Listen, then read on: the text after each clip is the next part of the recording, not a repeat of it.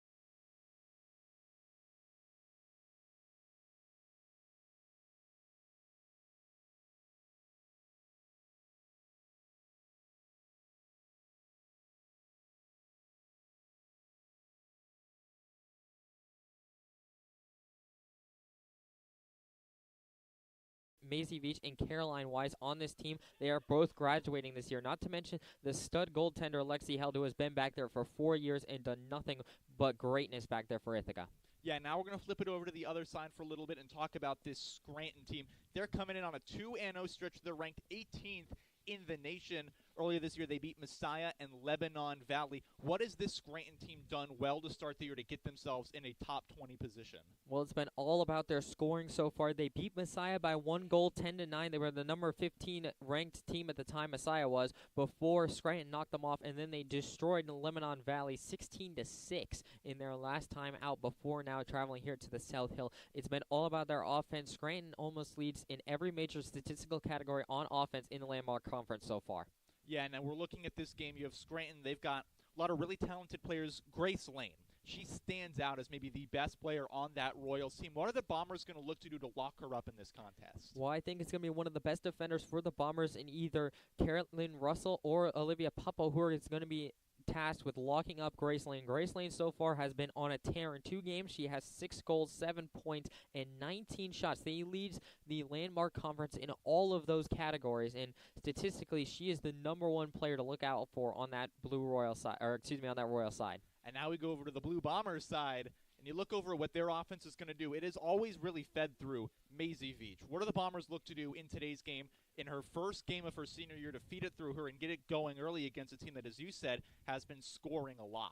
Well, I think really when you look at the offense for Ithaca, it really runs through Veach and Weiss, but also at the end of the day, the main facilitator and one of the key players I think to keep an eye out for Ithaca is Haley Armstrong. Last year, and especially when I talked to Coach Moore earlier this week, she mentioned how big it was for Armstrong, who was dealing with a lot of injuries last year and wasn't able to play as much, to come back now, be 100% for this season. Last year, when Haley Armstrong was out, this offense struggled to be consistent. They could score goals in spurts, but without Armstrong and that chemistry that she has with all of her the attacking teammates, it really was hard for them to get goals consistently. I think going into this season with Armstrong healthy, look for her to be behind the net, passing the ball to her cutting teammates to try and get scoring opportunities. Yeah, you mentioned the return of Armstrong, now fully healthy, ready to play for this team.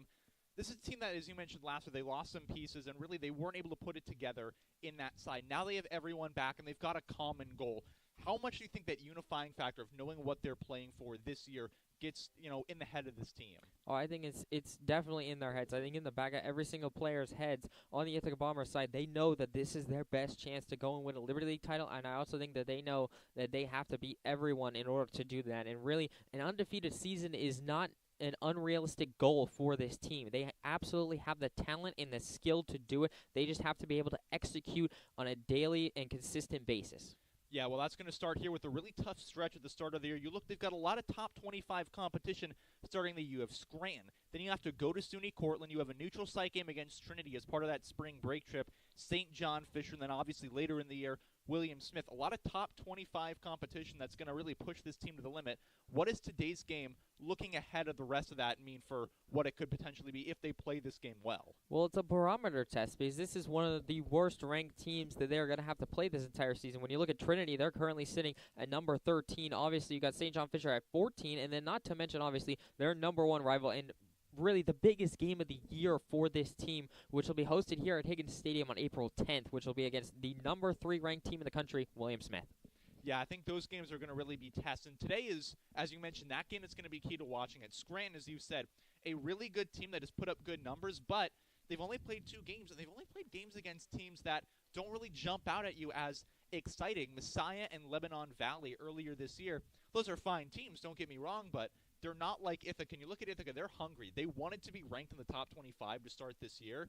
They weren't, and I think they want to prove themselves today against a top 25 foe. I was just about to talk about that, Toby. Not even to mention Scranton wasn't originally ranked in the top 25 by anybody coming into the year. It wasn't until they beat Messiah by 1 goal that they were even put into their number 18 spot. And so really at the end of the year, at the end of the day, both of these teams are looking to make it into the top 25 and stay in the top 25. Scranton, if they knock off Ithaca, will absolutely move up in the rankings. However, I think if Ithaca defeats Scranton, they can jump into the top 25 themselves. I know Carrie Moore said in the interview when I talked with her earlier in the week, she said how they really couldn't be ranked in the top 25 just because of how they played last year and how they lost games that they weren't supposed to. But she absolutely still believes, as do I, that this team is worthy of a top 25 ranking and that they should be ranked in the top 25 just because of the talent and the skill that is on this team.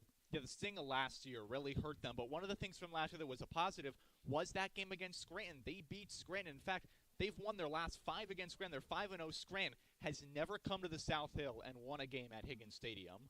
Absolutely. I mean, Scranton, they're trying to overcome history here. They're trying to overcome precedent here at Higgins Stadium. They have always struggled when they come to the South Hill, and now this is the best Scranton team I think that has ever really played here at the South Hill, and so now they have an opportunity to finally take down the Bombers here on the road for the first time in their program's history. Well, if Scranton's going to do that, what are the keys for the Royals in this game to, even though they're ranked, pretty much pull off an upset on the road against Ithaca? Well, it's all about their offense. They have to keep it going from their last 2 games. They've been able to put up a ton of goals against their last 2 opponents. They have to keep it going here against a really, really tough defensive Ithaca Bombers squad. Really look for Grace Lane, Kaylee Stalter, and Aaron Rich in order to be able to lead that offense. A lot of those players lead in the top 10 in the Landmark Conference in major offensive categories. Yeah, to make that defense work for the Bombers, they're going to have to change a few things about how they do it. There were rule changes going into this year about how you can play defense and really attacking in the middle zones. How does that impact both of these teams today? Well, the rule for from the NCAA was that pressure and really hands-on contact in the neutral zone, which is the area in the middle of the field between the restraining lines, is a green card, which means that they are a man down for a minute, and it's just mainly used as a warning. However, that impacts the game because now instead of having a more physical ride or transition through the neutral zone for both defensive sides, they're going to have to be a little bit more hands-off, and I would expect to see a lot more of the defenders lining up on the restraining line, waiting for the moment that their opponents cross the restraining line in order to become really, really physical defensively against them.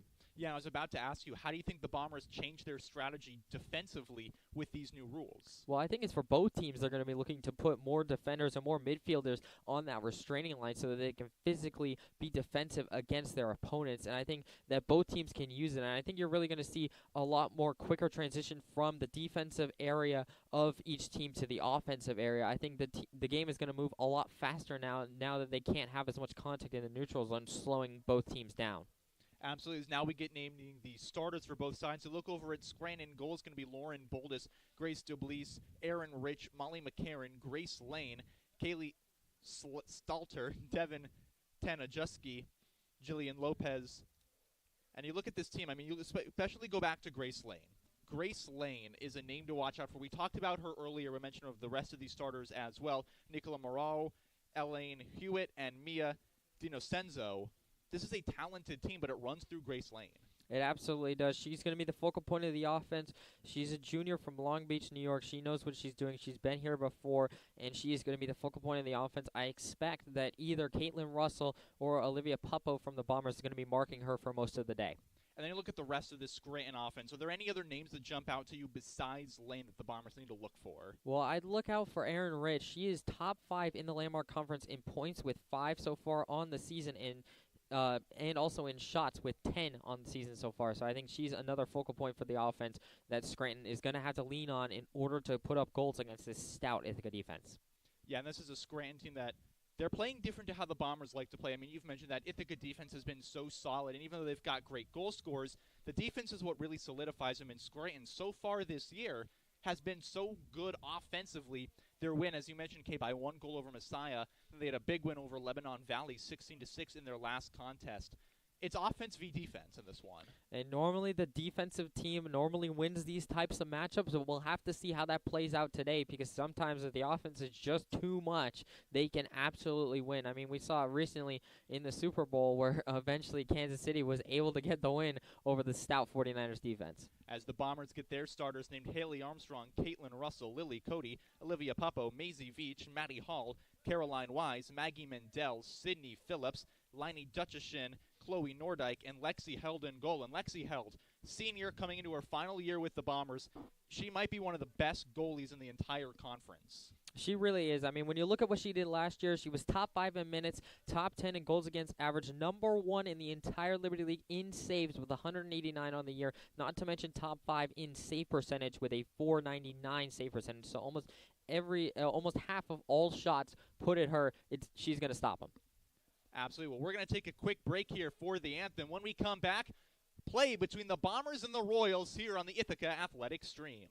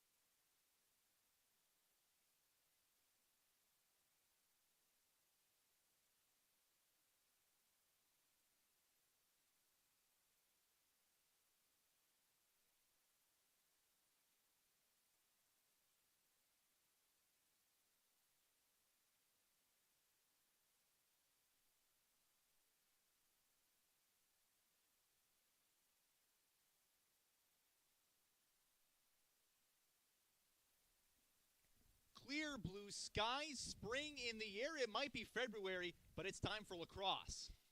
Absolutely. I mean, what a beautiful sight. And this stadium it's actually pretty filled up here. It was not too filled too long ago. The men's lacrosse team for Ithaca just played here about an hour ago before the women's. It's one of the rare times that the men's play before the women's. The men's able to knock off number 21 St. John Fisher. And a good start for the lacrosse teams here.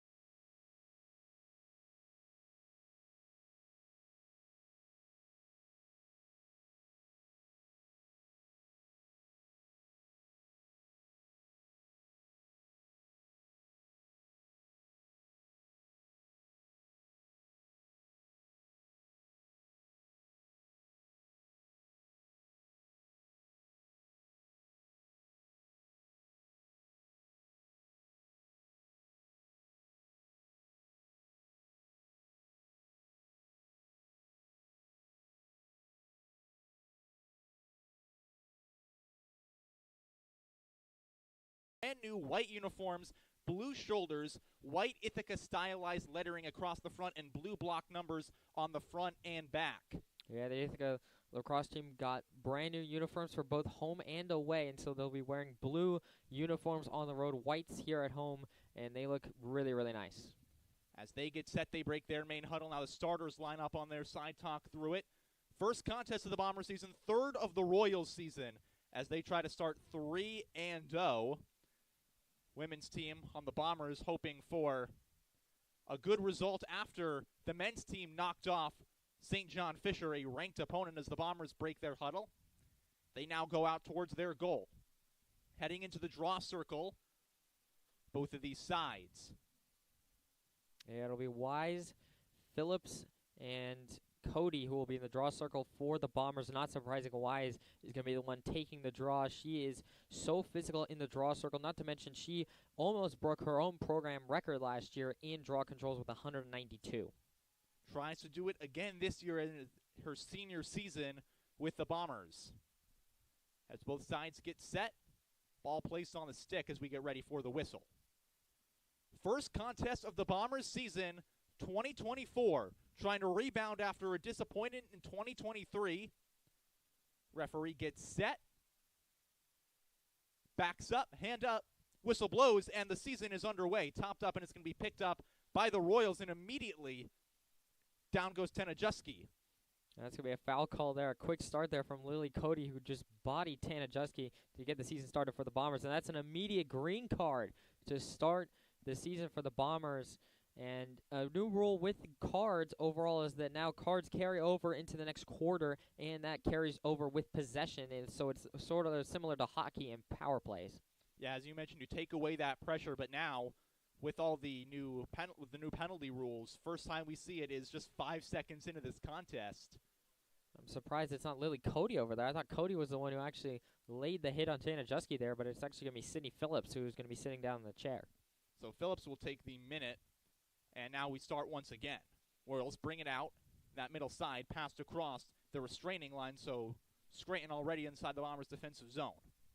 Bringing it back behind, trying to look for an open pass is Rich. Rich passes it out. Swinging it back towards the top is Lopez, who passes it down to Hewitt. Hewitt goes inside towards the base of the fan, can't get it up top, picked up by the Bombers, and it's going to be turned right back over to Scranton as they pick it off the turf. That was a great play there by Olivia Pubbo to intercept that pass and almost get away with it. As Hewitt starts the passing, going underneath, now Stalter passes it back to Hewitt. Hewitt goes inside, tries to dump it off, picked up by Scranton. They still pass it back. 48 seconds on that shot clock. I'm really surprised Molly McCarron there didn't take a shot. She was right in front of the crease. Scranton holding on to possession, 40 on that shot clock. Looking for a long pass now, just dumping it off towards Stalter. Stalter gives it up to Hewitt. Hewitt contested, passes it inside. Royals go for the first shot, but it's tipped. It goes off the top of the crossbar. Bombers pick it back up.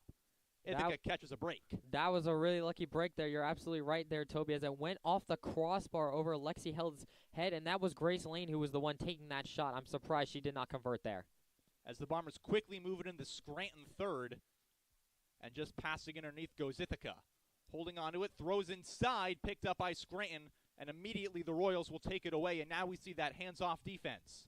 Yeah, Nordyke tried to get it to Hall there in the 8-meter fan. However, she couldn't quite get it. It was a little bit high of a pass for Hall, and so a quick turnover there from the Bombers. They need to make sure to clean that up. As the Royals slow it down as they get into the attacking side, bring it inside the 12-meter arc. Looking underneath once again is Rich. Rich slows down and will now find her pass. Eventually going to Hewitt. Hewitt to Lane. Back to Stalter, who sends it to Rich. Rich contested. She's right by the goal, but passes it around. As Scranton looks for a drive inside towards the 8-meter arc. Picking up now is Hewitt. Hewitt tries to drive. Pass is deflected. Trying to pick it off the ground as anyone as it's a loose ball. Bombers eventually do, as it's going to roll towards that end line. Picked up by Wise. It was another great play there by Puppo, able to get in front of that pass and break it up. And another possession for the Royals that comes up empty, and it looked like really the Royals were just taking their time and were a little bit too slow on that offensive possession. As Sydney Phillips takes the long pass and drives it inside the attacking third, goes underneath for Ithaca. Armstrong's all the way back behind the net in her familiar place. She's going to be there for most of this game on the offensive side for the Bombers. Veach waits down below as they do get a pass to her, but she's immediately doubled up by Scranton, and now she has to send it back.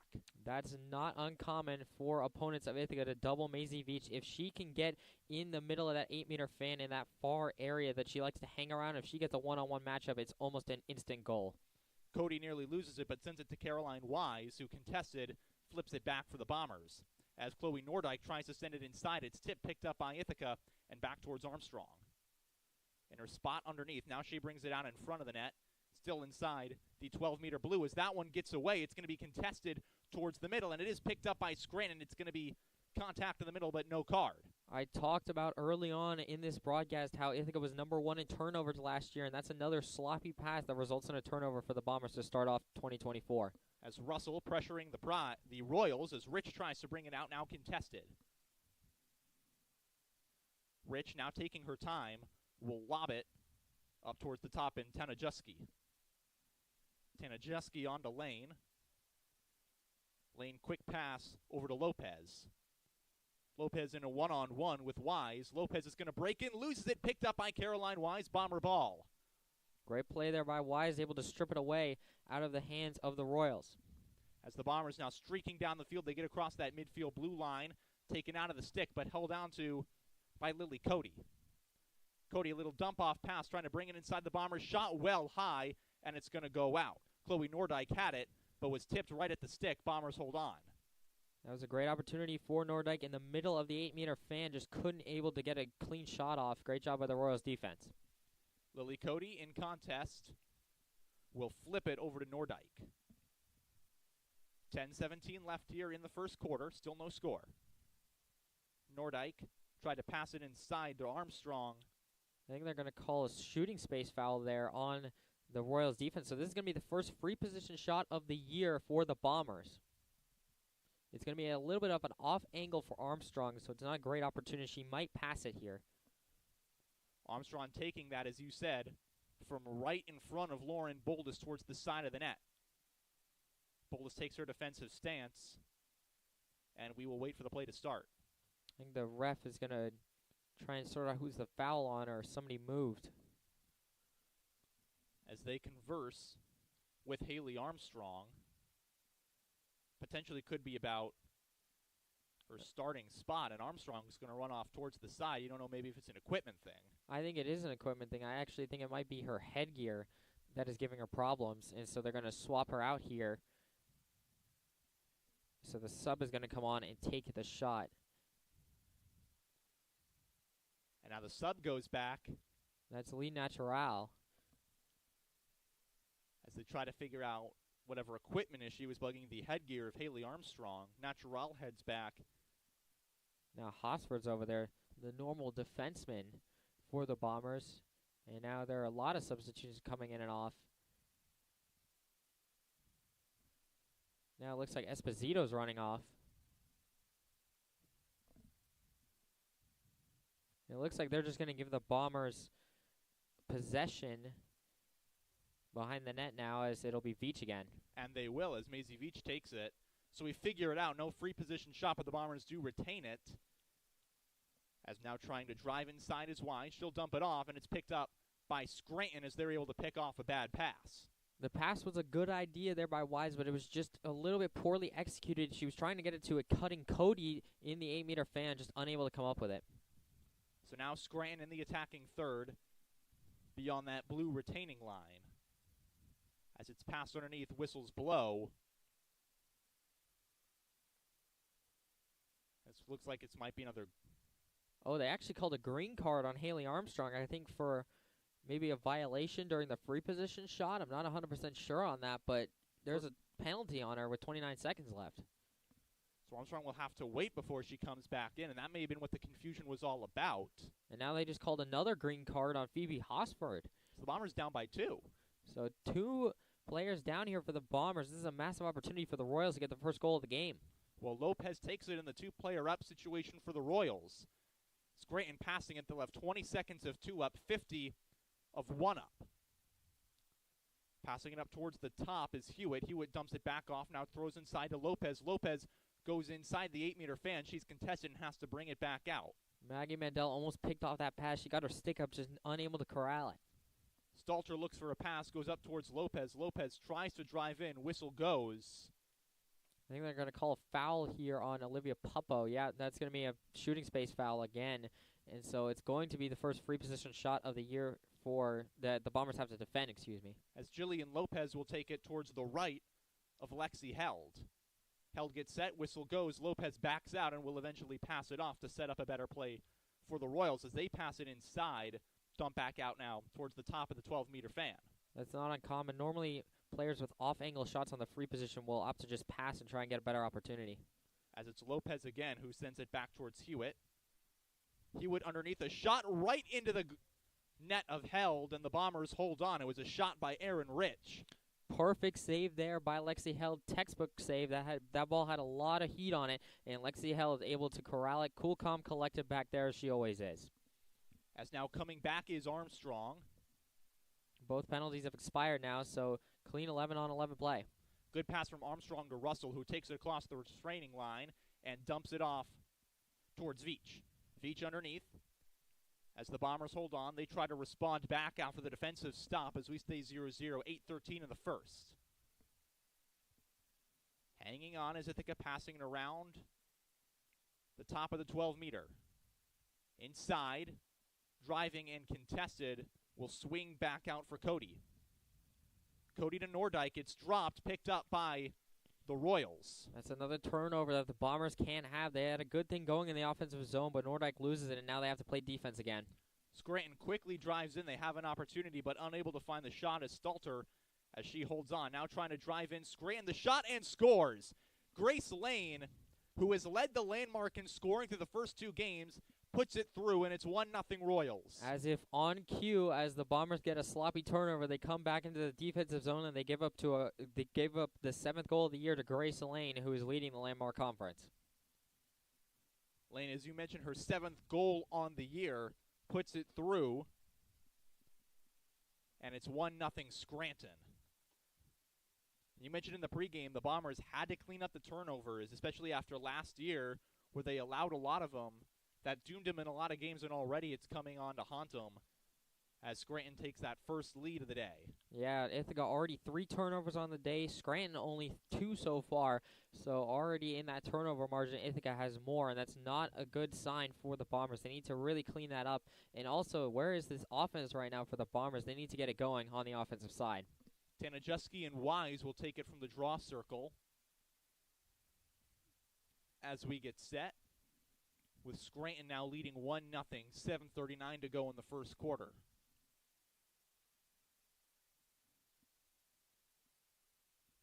Referee readies.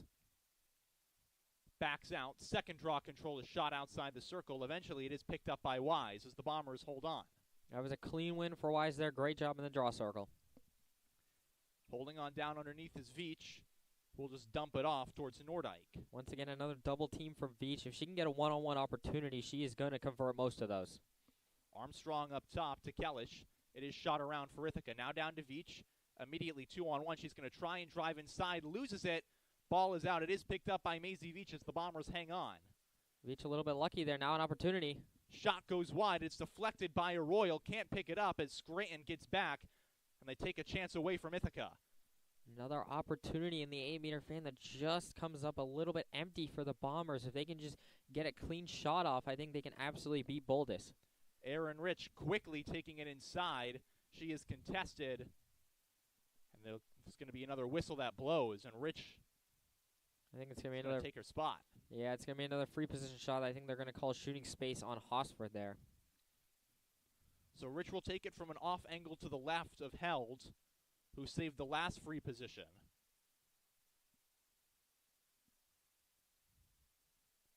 Rich waiting. She's made an impact all year, and she immediately backs out and flings it to Lopez. So Scranton will try to set up for a better shot, as already with it is Stalter. Stalter in a one-on-one. It really feels like Scranton has controlled the pace of this game. When they've wanted to speed it up, they've sped it up. And when they've wanted to slow things down and get the opportunity that they want, they've been able to do that. Ithaca has not been able to control much of the pace of play. And Rich bounces one off the turf and right into the stick of Lexi Held, who swings it back towards Liney Dutcheshin. Another great save there by Held, keeping this at a one-goal game. As the Bombers lose it on the stick, but it is eventually picked up by Maggie Mendel, who dropped it and sends it back to Dutcheshin. Brings it across the midfield line. In contest, there's going to be some contact in there. No whistle. It's picked up by Scranton.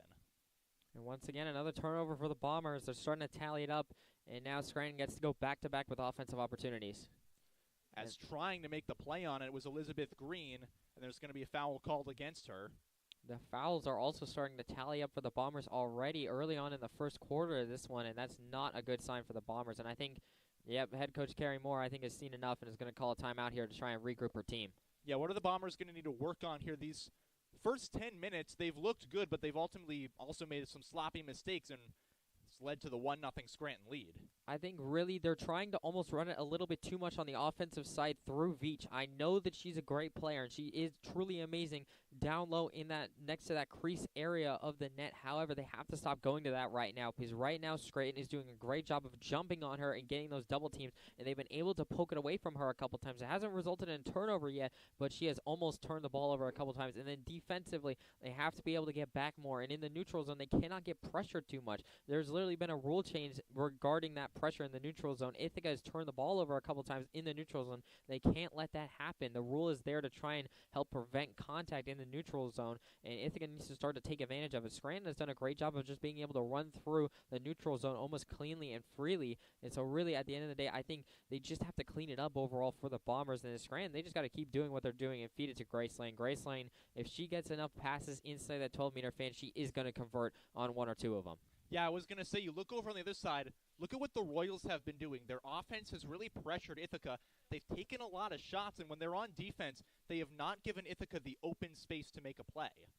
Yeah, really. I mean, when you look at it, the shots might be even right now, but Scranton has 3 shots on goal when Ithaca has 0. And so that really tells you the story of the game so far. Scranton has been able to put balls on the net. So far, Ithaca hasn't been able to get a clean shot even within the 12-meter fan right now on Boldis. So Boldis hasn't been tested, and I think Ithaca really needs to focus on trying to get a clean cutting opportunity. So far, their passes into those cutting players has not been as clean as what they need to be, and they really need to focus on that as a point of emphasis on the offense, because those cutting players, if they can get a clean shot and a clean opportunity, they're going to convert a lot of the time.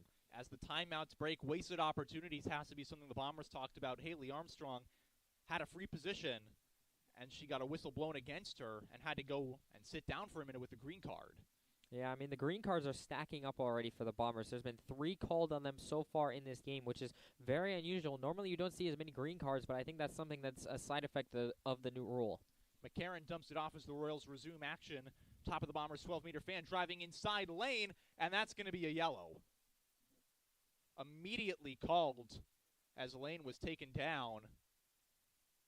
Yeah, and that's going to be a penalty card and a free position shot for the number 1 scorer in the Landmark Conference right in front of Lexi Held, completely dead center. And it looks like Puppo's going to get called on the penalty there as she comes off. Puppo with the yellow. She'll have to sit down as driving inside lane. It's taken out of her stick by the Bombers' defense, and what a way to stop a drive by Scranton. Lexi Kellish there saving the day for the Bombers. She was able to get her stick on lanes and was able to prevent her from getting a shot off against Lexi Held. As passed back by the Bombers, they're going to hang on to it towards that, now in the middle third from their defensive side. It's brought over towards the middle. Ithaca trying to get their offense engaged after the timeout. They lose it on the carry. It is picked back up by Ithaca. Bombers retain it again as Scranton's defense keeps taking it right out of the stick of Ithaca. I think the Bombers have to look to pass a little bit more in the neutral zone. Scranton right now is just hounding them in the neutral zone with 3 or 4 players, and that's where they're getting the turnovers. Wise driving inside. She passes it wisely up top towards Kellish, who brings it back to Wise. Caroline Wise hanging off the top of the 12-meter. Dropped by the Bombers. Scranton's going to look to pick it up again, and it is by Lauren Boldis, who takes it all the way out of net. She loses it. Bombers try to pick it up as Maisie Veach. Veach does. Boldis is down, trying to rush back towards the goal. She eventually does. Ithaca unable to connect on the pass, so they're going to lose it by that 12-meter, the blue line on the retaining.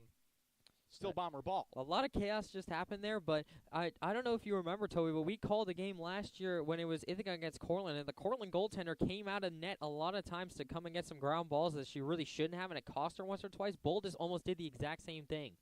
Boldus taking a route. It does not harm her, but nearly does as the Bombers hang on to it. About a minute left on that shot clock now. Passing it around underneath now towards the top, that 12-meter blue line. Driving inside is Wise. Wise contested by 2. She's going to run it back out and try to find Nordyke. Scranton's using double teams really well right now. If they see the ball in number 14 or number 19 in white for the Bombers, they are double teaming them immediately. And Wise and Veach are not going to get one-on-one looks in this game. Scranton is telling Ithaca, you're going to have to find another way to beat us. Nordyke now tries to drive. It's immediately swatted away by Scranton. And that's going to be a foul against Scranton. So Ithaca's going to be able to retain possession, and another good double team by Scranton to force a wide shot from Nordyke. 20 seconds on the shot clock as the Bombers hang on towards the top. Natural tries to bring it inside. She loses it. Scranton ball. Another turnover by the Bombers, and the Royals will bring it across the midfield line. The Royals are just putting the pressure on the Bombers' offense right now. They are not letting them have any sort of breathing room, and that's really what's been keeping this Ithaca offense on the sidelines. As Scranton slows the pace by the Bombers' attacking arc, just taking their time. Molly McCarran, towards the top of the 12-meter blue fan, passes it out as Lane brings it back to Stalter. Back up towards the top as Tenajinski, heavily contested. She's going to run outside and look for her pass to McCarran. Molly McCarran underneath, now 45 on the shot clock. Scranton trying to drive inside. Here's an opportunity bounced as Russell knocks it away, and she does pick up the ground ball.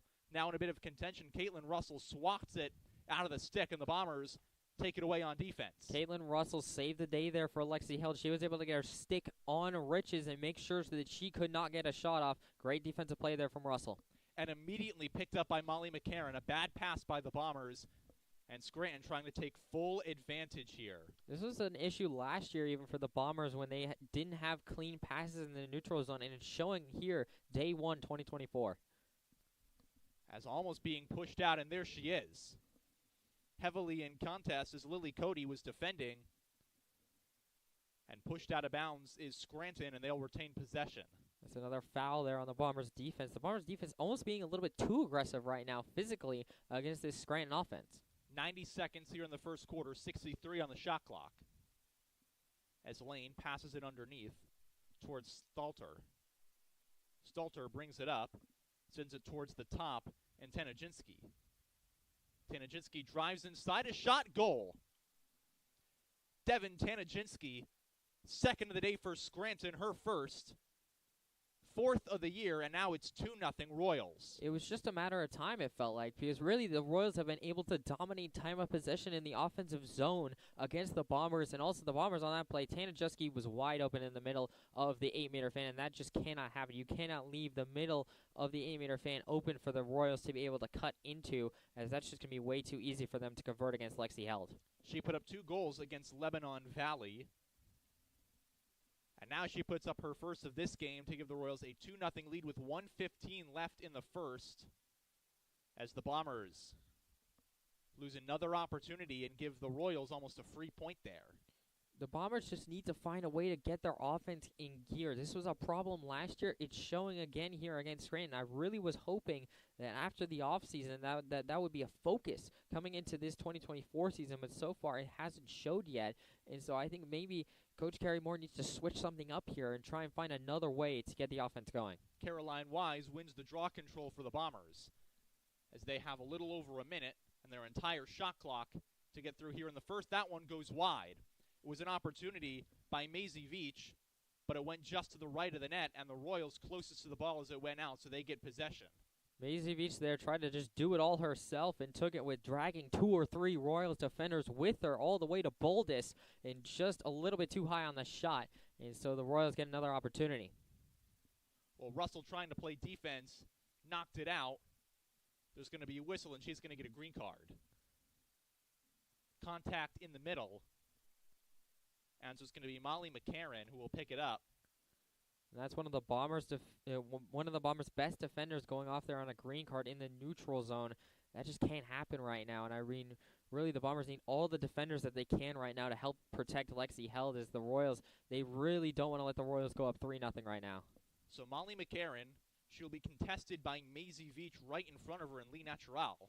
And now it actually will come into play, the new rule change with the cards carrying over into the next quarter. There's only 36 seconds left on the game clock. There is a minute on the green card against Russell. And so what will happen is with about 24 seconds left on the green card, Scranton will start with possession in the offensive zone or in the neutral zone, but they will start with possession and with 24 seconds left on that green card to start the second quarter. And they are adding time to the game clock right now. Was at about 37. It will be placed at 46.8, and that's where we're going to start off here. So a little bit less time in the second quarter for Scranton to work, but they will still have a man up to start the second quarter. As Scranton seemingly not wasting any time, they're bringing it right inside that 12-meter fan. Deep pass outside. Now brought over Lopez. Lopez dunks it off, trying to find an open spot, and it is to Stalter. Stalter inside, a shot right into the stick of Lexi Held. She makes the save, and she's going to take her time outside and wind this clock down. Lexi Held bailing out the Bombers time and time again. That was Grace Lane with an opportunity right in front of Lexi Held, and Held able to come up with a crucial save to keep this a 2-goal game. Bombers hanging on 8 seconds in the first as they're going to try and outrun this Royals defense and keep possession going into the second. Towards that sideline, Bombers now run it back towards their defensive side. Horn sounds. That is the end of the first quarter. Ithaca trailing 2-0 against Scranton. There will be 14 seconds on that green card against Caitlin Russell. And the Royals, clean first quarter for the Bombers. You can't really say the same. And 6 turnovers in the first quarter for the Bombers, and already fouls racking up against them. 4 green cards called against the Bombers. That's just not the way you want to start 2024 for the Bombers. Yeah, and you look at how these new rules are playing out. We've already seen the impact of them towards that middle of the field. Now those new contact rules, I think these teams are still trying to adjust to it in actual competition play. Yeah, I think that is something that's happening for the Bombers a little bit. I think the Royals are adjusted to it. You notice how they have no green cards called against them, no penalties. The Bombers, I think, are trying to adjust to life with the new rules, and maybe Scranton already had that happen with the 2 games that they've played, so maybe that is an advantage for Scranton that we maybe didn't even realize that it was coming into this game. Yeah, now you look at the amount of times that this Scranton team has been on the Ithaca side. Most of this game it has been played towards our left in the Ithaca defensive third. Scranton knows what they're doing in this spot. They are keeping the pressure up on the Bombers' defense, and they're not letting the Ithaca explosive offense take control on the other side. Yeah, no, and I think Scranton, a key for them has been double-teaming Veach and Weiss. Normally, those 2 players are the ones that run the offense for the Bombers. They have not had a moment to breathe in the offensive zone or even to have half of a chance. And so, really, the Bombers have to find a way to get them isolated one-on-one, maybe draw Weiss to one side and have Veach on the other to split the defense a little bit. There has to be a way that Coach Carrymore has to be talking about right now to try and get one of those players isolated with a chance one-on-one, because I have seen personally how good Veach can be calling last year, how good Veach can be one-on-one in nearby the crease. So if she gets an opportunity, she will convert it. However, she just has to be given that opportunity in order to get the goal. And what do you think the conversation is going to be on this Bomber side in that huddle with about 20 seconds left in this quarter break?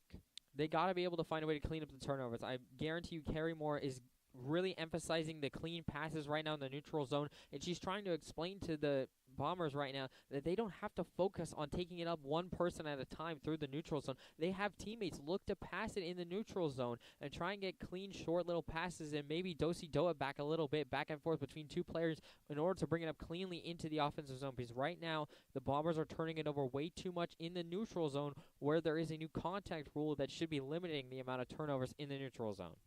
As the Bombers break their huddle, they try to get back in this one, down 2-0 to Scranton. A slow start for their offense as they will switch sides. Bombers in quarter number 2 will go right to left. Scranton will go left to right. Yeah, and I think the Bombers have to mentally reset here. They have to now forget about quarter 1. It's a brand new game, clean slate for the Bombers. They have to reset and restart everything, because right now that's what they really want, is a fresh, clean slate in order to work on, because they have a 2-goal deficit and they need to erase it. And a player down here, Bombers will enter that draw circle. Only 14 seconds, though. It's not a yellow card or a red card right now for the Bombers that have longer time penalties on them. Yellow cards have 2 minutes, and red cards even longer. And so, really, it's just 14 seconds. They can easily clean that kill that off. I don't think it's going to be very hard for them. I doubt that Scranton will even be able to get it out of the neutral zone by the time that penalty expires on Russell, so that's not too much of an impact. But obviously going forward, the Bombers have to be careful at the end of quarters giving up penalties, as they could have longer implications going into the next quarter. As it's once again going to be Caroline Wise and Devin Tenajeski to take the draw inside the center circle. 2-8 Bombers trailing 2-0 at the start of quarter number 2. First game of the season for Ithaca, third for the number 18 ranked 2-0 Scranton Royals. It goes up. It's picked up by Wise. Another draw control for the Bombers as they're going to start trying to waste out that penalty clock and give Russell time to run back on defense. This is passed back towards Haley Armstrong. Penalty has now expired, so now the Bombers are going to bring in Sydney Phillips as an extra attacker now. Phillips comes in as the Bombers keep that passing attack going inside the attacking third. Brought over to Phillips again, who loses it, and a whistle blows immediately as Scranton, too aggressive on the defense, was Devin Tenajeski. That was a hit up high against Phillips there. She got whacked by the stick of Tenajeski, and that's going to be, I believe, a yellow card actually against Tenajeski. So the Bombers, this is their first time where they're going to have a man up right now. And so it's going to be 2-minute advantage for the Bombers. This is a massive opportunity they have to convert right now if it is a yellow. And it is. Significant chance for Ithaca. They will have 2 minutes with a player up, as immediately the pass goes towards the top and brought on over for Kellish. Kellish drives inside, now pass underneath for the Bombers. Up top for Wise. Caroline Wise drives in, immediately contested by 2. She's going to have to find a lane or pass it out. 2 on her, flips inside, dropped off the turf, and now it's going to roll towards that side line. Bombers get the closest to it. Yeah, that was a good idea there by Wise. She tried to just flip it to Phillips so that she could get a shot inside, as now Scranton's having to decide whether to double team Wise or Veach or to give up an open opportunity to somebody else. Well, lost immediately on the play by Maddie Hall, and it is picked up by the Royals. They cannot have turnovers when they have a player up. This is the time where they need to be getting offensive opportunities, not giving them to the Royals. Well, Rutger drives it through. She passes it off. Now Scranton quickly inside the 12-meter blue fan. As the attack is on, there's only a minute left on the penalty kill. Scranton's just going to take all the time in the world on this shot clock. They have a longer shot clock than the penalty that's remaining, so they're just going to hold the ball and make sure that this penalty is killed off in the offensive zone. About a 10-second difference between the two. Scranton quickly passing it around the perimeter. They lob it up to Lopez. Lopez in contest, sends it back underneath. Now heavily contested by the Bombers. Hanging on to it is Aaron Rich. Puppo's hounding her right now. Puppo tries to drive her out, but Rich hangs on and is able to swing the pass back to Lopez.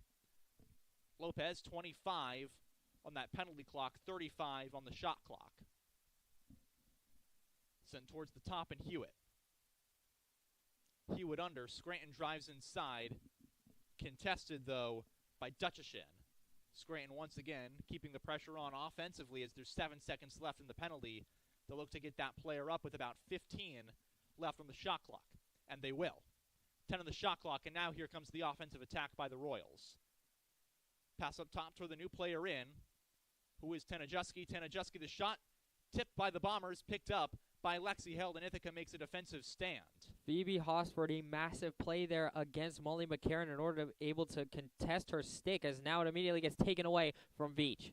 As Karina Rutger immediately makes the play for Scranton, they are dominating the physicality in this one, taking the ball away from the Bombers. That's not something you normally see. This Ithaca Bombers team is very physical, especially they like to be in the neutral zone. I think they're being a little bit too timid right now in the neutral zone because of the new rule. They've probably been drilled into their head that they need to be less physical. They're being too less physical, or less physical than what they need to be. You know what you're trying to say there, Alex. They're stepping off a little bit because they don't want to get that card against them.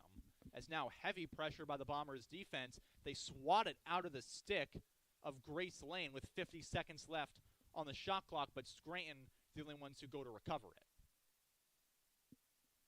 Now towards the top of the fan, trying to drive it over inside is Tenajeski. Tenajeski passes it to McCarran. McCarran down low. Scranton moving it around.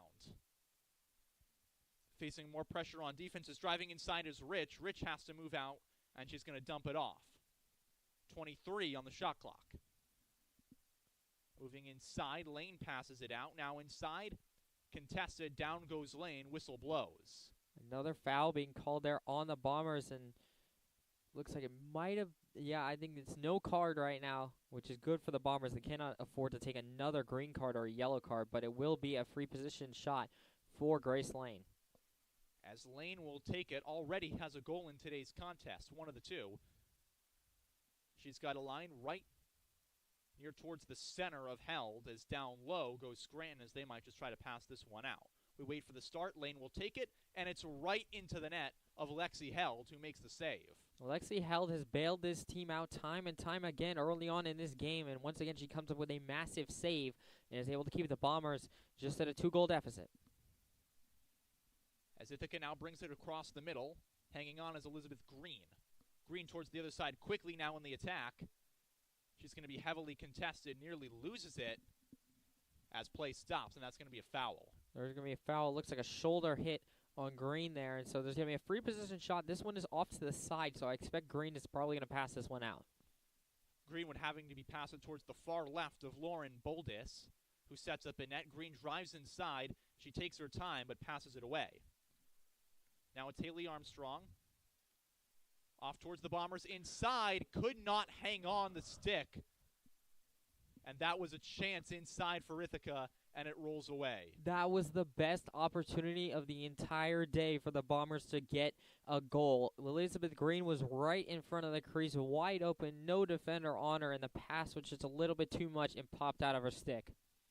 Green could not hang on as they pass it back to Lauren Boldis, who sends it over to Morrow.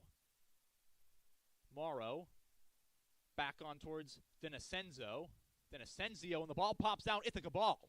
Bombers take it to the attack. That's what they need to get right now is turnovers in the neutral zone. Maddie Hall drives inside. A shot goes wide. Bombers will hold on to possession, but a quick shot by Maddie Hall screams wide. This is the first time all day where Ithaca has been able to get a turnover against Scranton in the neutral zone and been able to bring it right back for a back-to-back offensive opportunity. They need to take advantage of it right now. Free shot now for Ithaca as they get that advantage right from the top center line. It's going to be Maddie Hall as Scranton got too aggressive on the defense. Whistle blows. Hall drives inside. Quick shot. Bounce. It's in. Maddie Hall first on the board for the Bombers. It's 2-1. That's exactly what the Bombers needed to do to get a response. They needed a clean opportunity. They get one on the free position shot. Maddie Hall right down Broadway, able to beat Boldis, and now it's a 1-goal game. First goal of the Bombers season goes to Maddie Hall. The junior from Ithaca, the hometown kid, bounces it in, and Ithaca now only down by 1. 9:46 left in the first half. Hall had 11 goals last year, 24 goals last year, 11 assists, 35 points overall, so she was a consistent producer on this team and gets the Bombers started off right. She had an assist in last year's game against the Royals, now puts up a goal. As the Bombers head towards the draw circle, it once again will be Caroline Wise and Devin Tanajuski. Not surprising, Wise is going to take all the draws for Ithaca. I'm not surprised that Tanajuski is taking all the draws for Scranton. And I expect that those two are going to butt heads quite a lot more times down the stretch into the second half of this one. As I think so far it's been both sides feeling it out so far, trying to find weaknesses in each other's games. And I think right now, starting towards the end of the second quarter and going into the second half, I think the scoring is about to explode. As Tanajuski gets set, the senior from Ridgewood, New Jersey. Reddy's on top. Bombers swing outside. The draw is going to be in contest. Wise tries to pick it up. Eventually, it is taken by Lopez and the Royals. So Scranton wins a contested draw, now underneath inside the Bombers' attacking zone. Royals up by 1 as Aaron Rich takes it on the far side, heavily in contest. Rich contested by Russell, drives out, now swings, and slows down the pace. Back towards the top as Molly McCarran. McCarran hanging on, swings it back to Tanajuski. Tanajuski immediately contested as the Bombers' defense has stiffened up here in quarter number 2. Tanajuski drives inside. She takes a shot, and it's bounced up, eventually picked up by Scranton. But the Ithaca defense does a good job keeping it out of the net. That was a great save there by Wise. That was a bouncer coming into her, and she did a great job of using her stick handle in order to deflect the ball away. Kaylee Slater dumps it off to Lopez. Lopez waits, sends it off to Rich. Rich contested by Russell. Now drives inside. Rich is going to go for a shot, but has to back out due to the defense and passes it towards the top outside the attack. Scranton still has it a shot, and it's right into the stick of Lexi Held. Lexi Held so solid in net for the Bombers. Another save for her. She's starting to rack them up. As the Bombers trying to take it across here. Brought over is Lily Cody. Cody on the near side. Contested, loses it right into the stick of Arroyo. Goes out of bounds. Going to be Ithaca ball. So the Bombers recover quickly as it's passed down to Russell. Russell up top. Passes it over. As the Bombers takes it to the side, Phoebe Hosford in transition. She moves it to Hall. Hall passes it underneath as the Bombers set up. Driving low inside is Nordyke. She goes up top, inside, trying to drive it. Shot down, it scores! Lily Cody, we are tied at 2. Once again, another opportunity where Lily Cody found one-on-one right in front of the crease, right in the middle of the 8-meter fan, able to spin, move around her defender, and get a clean shot off against Boldus. Goes low into the 5-hole, finds the back of the net. Lily Cody ties it at 2. After 9 last season, the sophomore and the Bombers responding quickly in quarter number 2 after entering down 2-0. I think the Bombers had to settle their nerves a little bit, get back into the competitive mentality, as this is their first game of the season. But now that they're in it, and now that they're in another quarter of play, I think they found their competitive mindset, and I think the Bombers are ready to roll right now. Ithaca need to get their sea legs under him here, but now they have. Knotted up at 2 once again. It's going to be that same draw command from the Bombers as we've seen all day with Wise. It looks like Aline Hewitt will take over for the Royals right now. I think they're Scranton's trying to put a little bit of a bigger body on Wise. Wise, one of the tallest players on the team, standing at 5'10", and she's really tough to go against in the draw circle. Well, it works out for Scranton as Hewitt takes it. And now they're going to move the ball across towards the Bombers attacking third. Lopez swung it down to Rich. Rich trying to make a play. Slows down the offense and now directing traffic. Rich will swing it back to Lopez towards the top of the fan. Lopez, once again, is Scranton slowing down the pace of their offense, trying to set up an attack inside. Driving in goes Hewitt. Whistle blows, and Hewitt will get a position shot. Yep, and then it's going to be another shooting space call against Lexi Kellish there. The free position is going to be off to the side of Lexi Held, so I would expect that Hewitt's probably going to pass here. Hewitt all the way to the right of Lexi Held as she takes it towards almost parallel with the goal. She drives inside, won't take a pass. It's picked up eventually by Lexi Held, who took it off the turf. Another great save by the Bombers goalie. We stay knotted at 2 with 7 left. Now a pass towards the middle. Gets away from Ithaca, and they can't pick it up off the turf. There's going to be a contest. Pinballs around the middle, and it's going to go Ithaca's direction. Yeah, foul call there on Scranton, being a little bit too aggressive. That's the 9th save already for Lexi Held on the day. So far, Boldus doesn't have a single save, and so Held has been tested time after time after time in this game, and she has responded. The Bombers tied at 2. They drive underneath. Pass up top will hit off the turf to be picked up by Ithaca. Drive inside, immediately shot right into the stick. As the yellow goes up, no foul, no whistle blown, as it's taken away by Lauren Boldus, the goalie. That was a great play there by Chloe Nordic, able to cut all the way right in front of Boldus' face, but she is able to respond. The first time that she has had to make a save all day long, and she comes up with it. As Scranton's Lopez brings it across the middle, now into the attacking third for the Royals. Dumped off immediately is Stalter. Stalter goes underneath. He doesn't have a drive inside. She'll slow down and take her time. Kaylee Stalter waiting in contest. 5:53 left in the first half. Passed up to Rich. Rich looks to drive inside. Now she will, trying to look for an option. Backs out and passes it to the top, and Lopez. Lopez swings it to the far side. Now Scranton driving inside. A shot. Once again, another save by Lexi Held. Lexi held her 10th save on the day. She has been outstanding and one of the few players for the Bombers that has really looked like she has come to play from the jump. Molly McCarron made the shot, and now it's immediately picked up by Rich.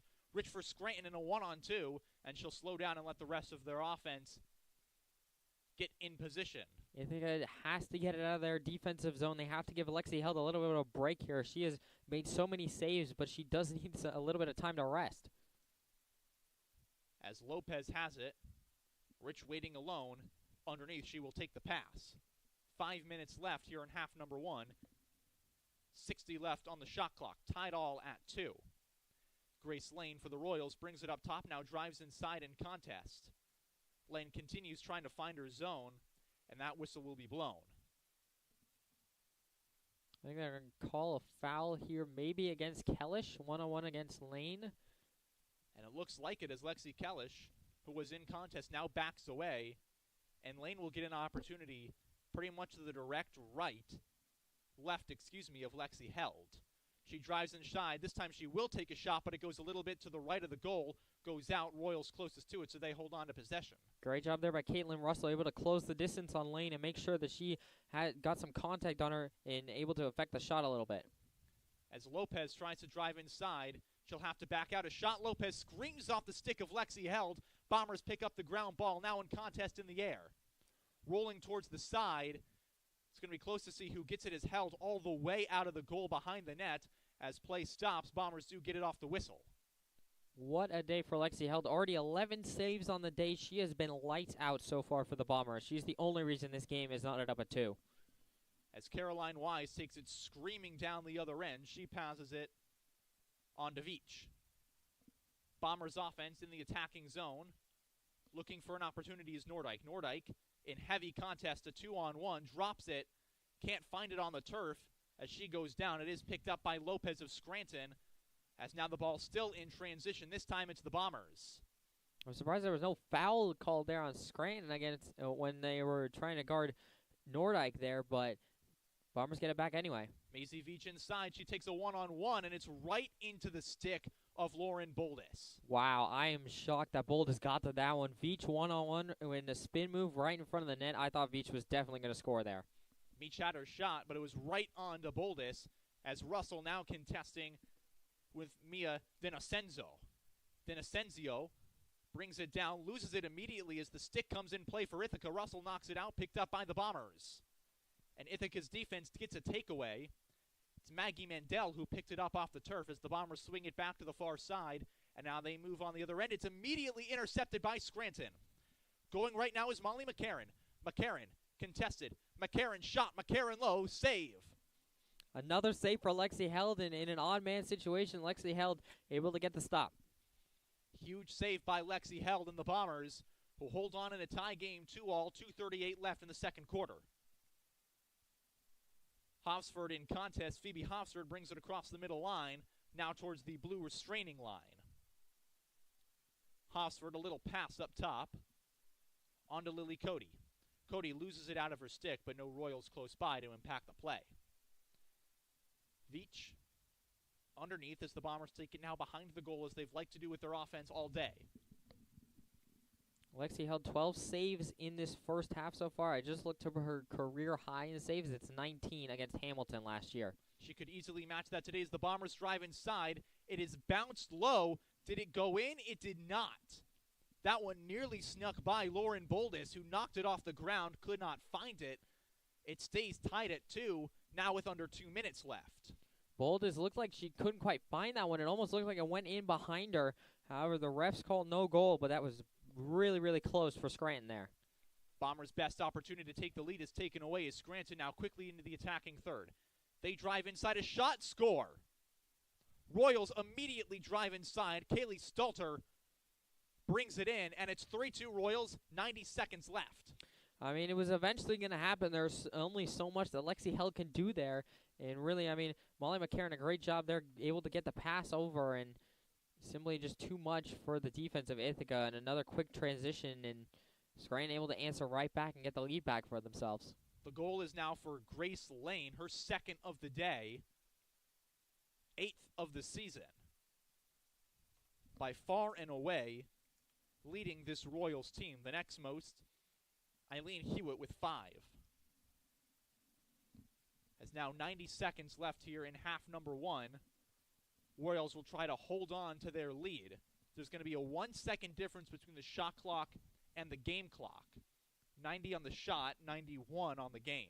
I mean, we talked about Graceline all in the intro to this game. We said that she was going to be the main focus of the Scranton offense, and 2 goals for her already. She continues to dominate the Landmark Conference in goals. She's up to 8 now. Well, now he gets set once again. It's going to be Caroline Wise on the draw. Knocks it up into the air, brings it back down, and the Bombers will recover the draw. So key for the Bombers is they're going to try and quickly tie it before we go to the half. Ithaca now quickly into the attacking third as it's brought over by Sydney Phillips. Phillips, now that she's got in her space, she slows down and passes it underneath. Ithaca can take all the time that they want. Their shot clock is longer than the game clock right now. Bombers driving inside is Nordyke. Nordyke, one-on-one. Nordyke, a shot, save. Lauren Boldis has been all over a brick wall. She celebrates as Scranton takes it towards the middle third. Down on a hit goes Morrow. I think Cody's going to get called for the foul there, and she will as she comes off. However, and I think that might be a green card, maybe a yellow card even. It's hard to see. We will wait for that decision to come up. It's it will be a yellow. 2 minutes.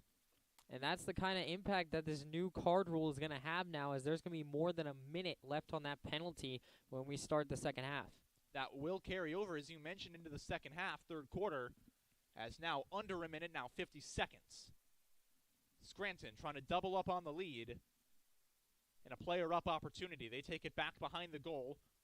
Rich waits wide open.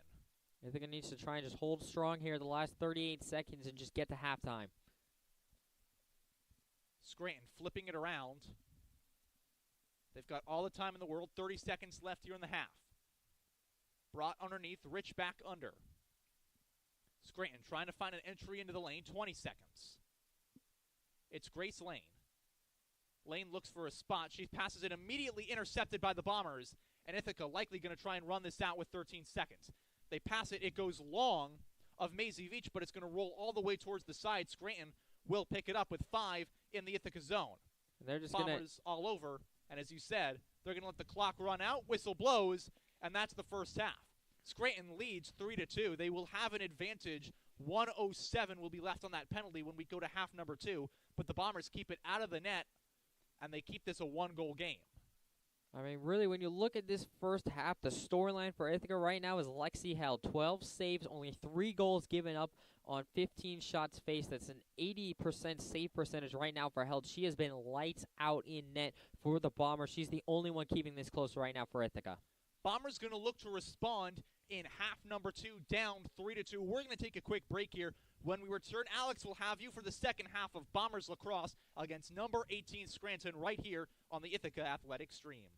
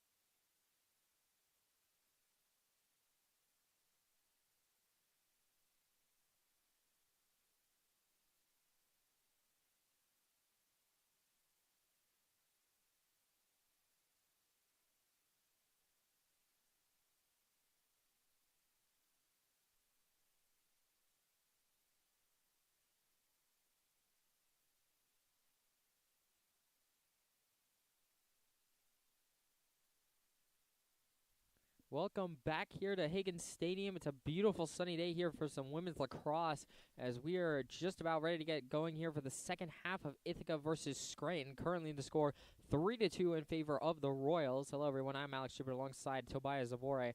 And Toby, what has been the story so far in this first half of this one? It's got to be Lexi Held. Right now, yes, Scranton leading 3-2. She has faced multiple shots on goal. She has made 12 saves already. As we mentioned in the last half, 19, her career best in a single game. She's over halfway there.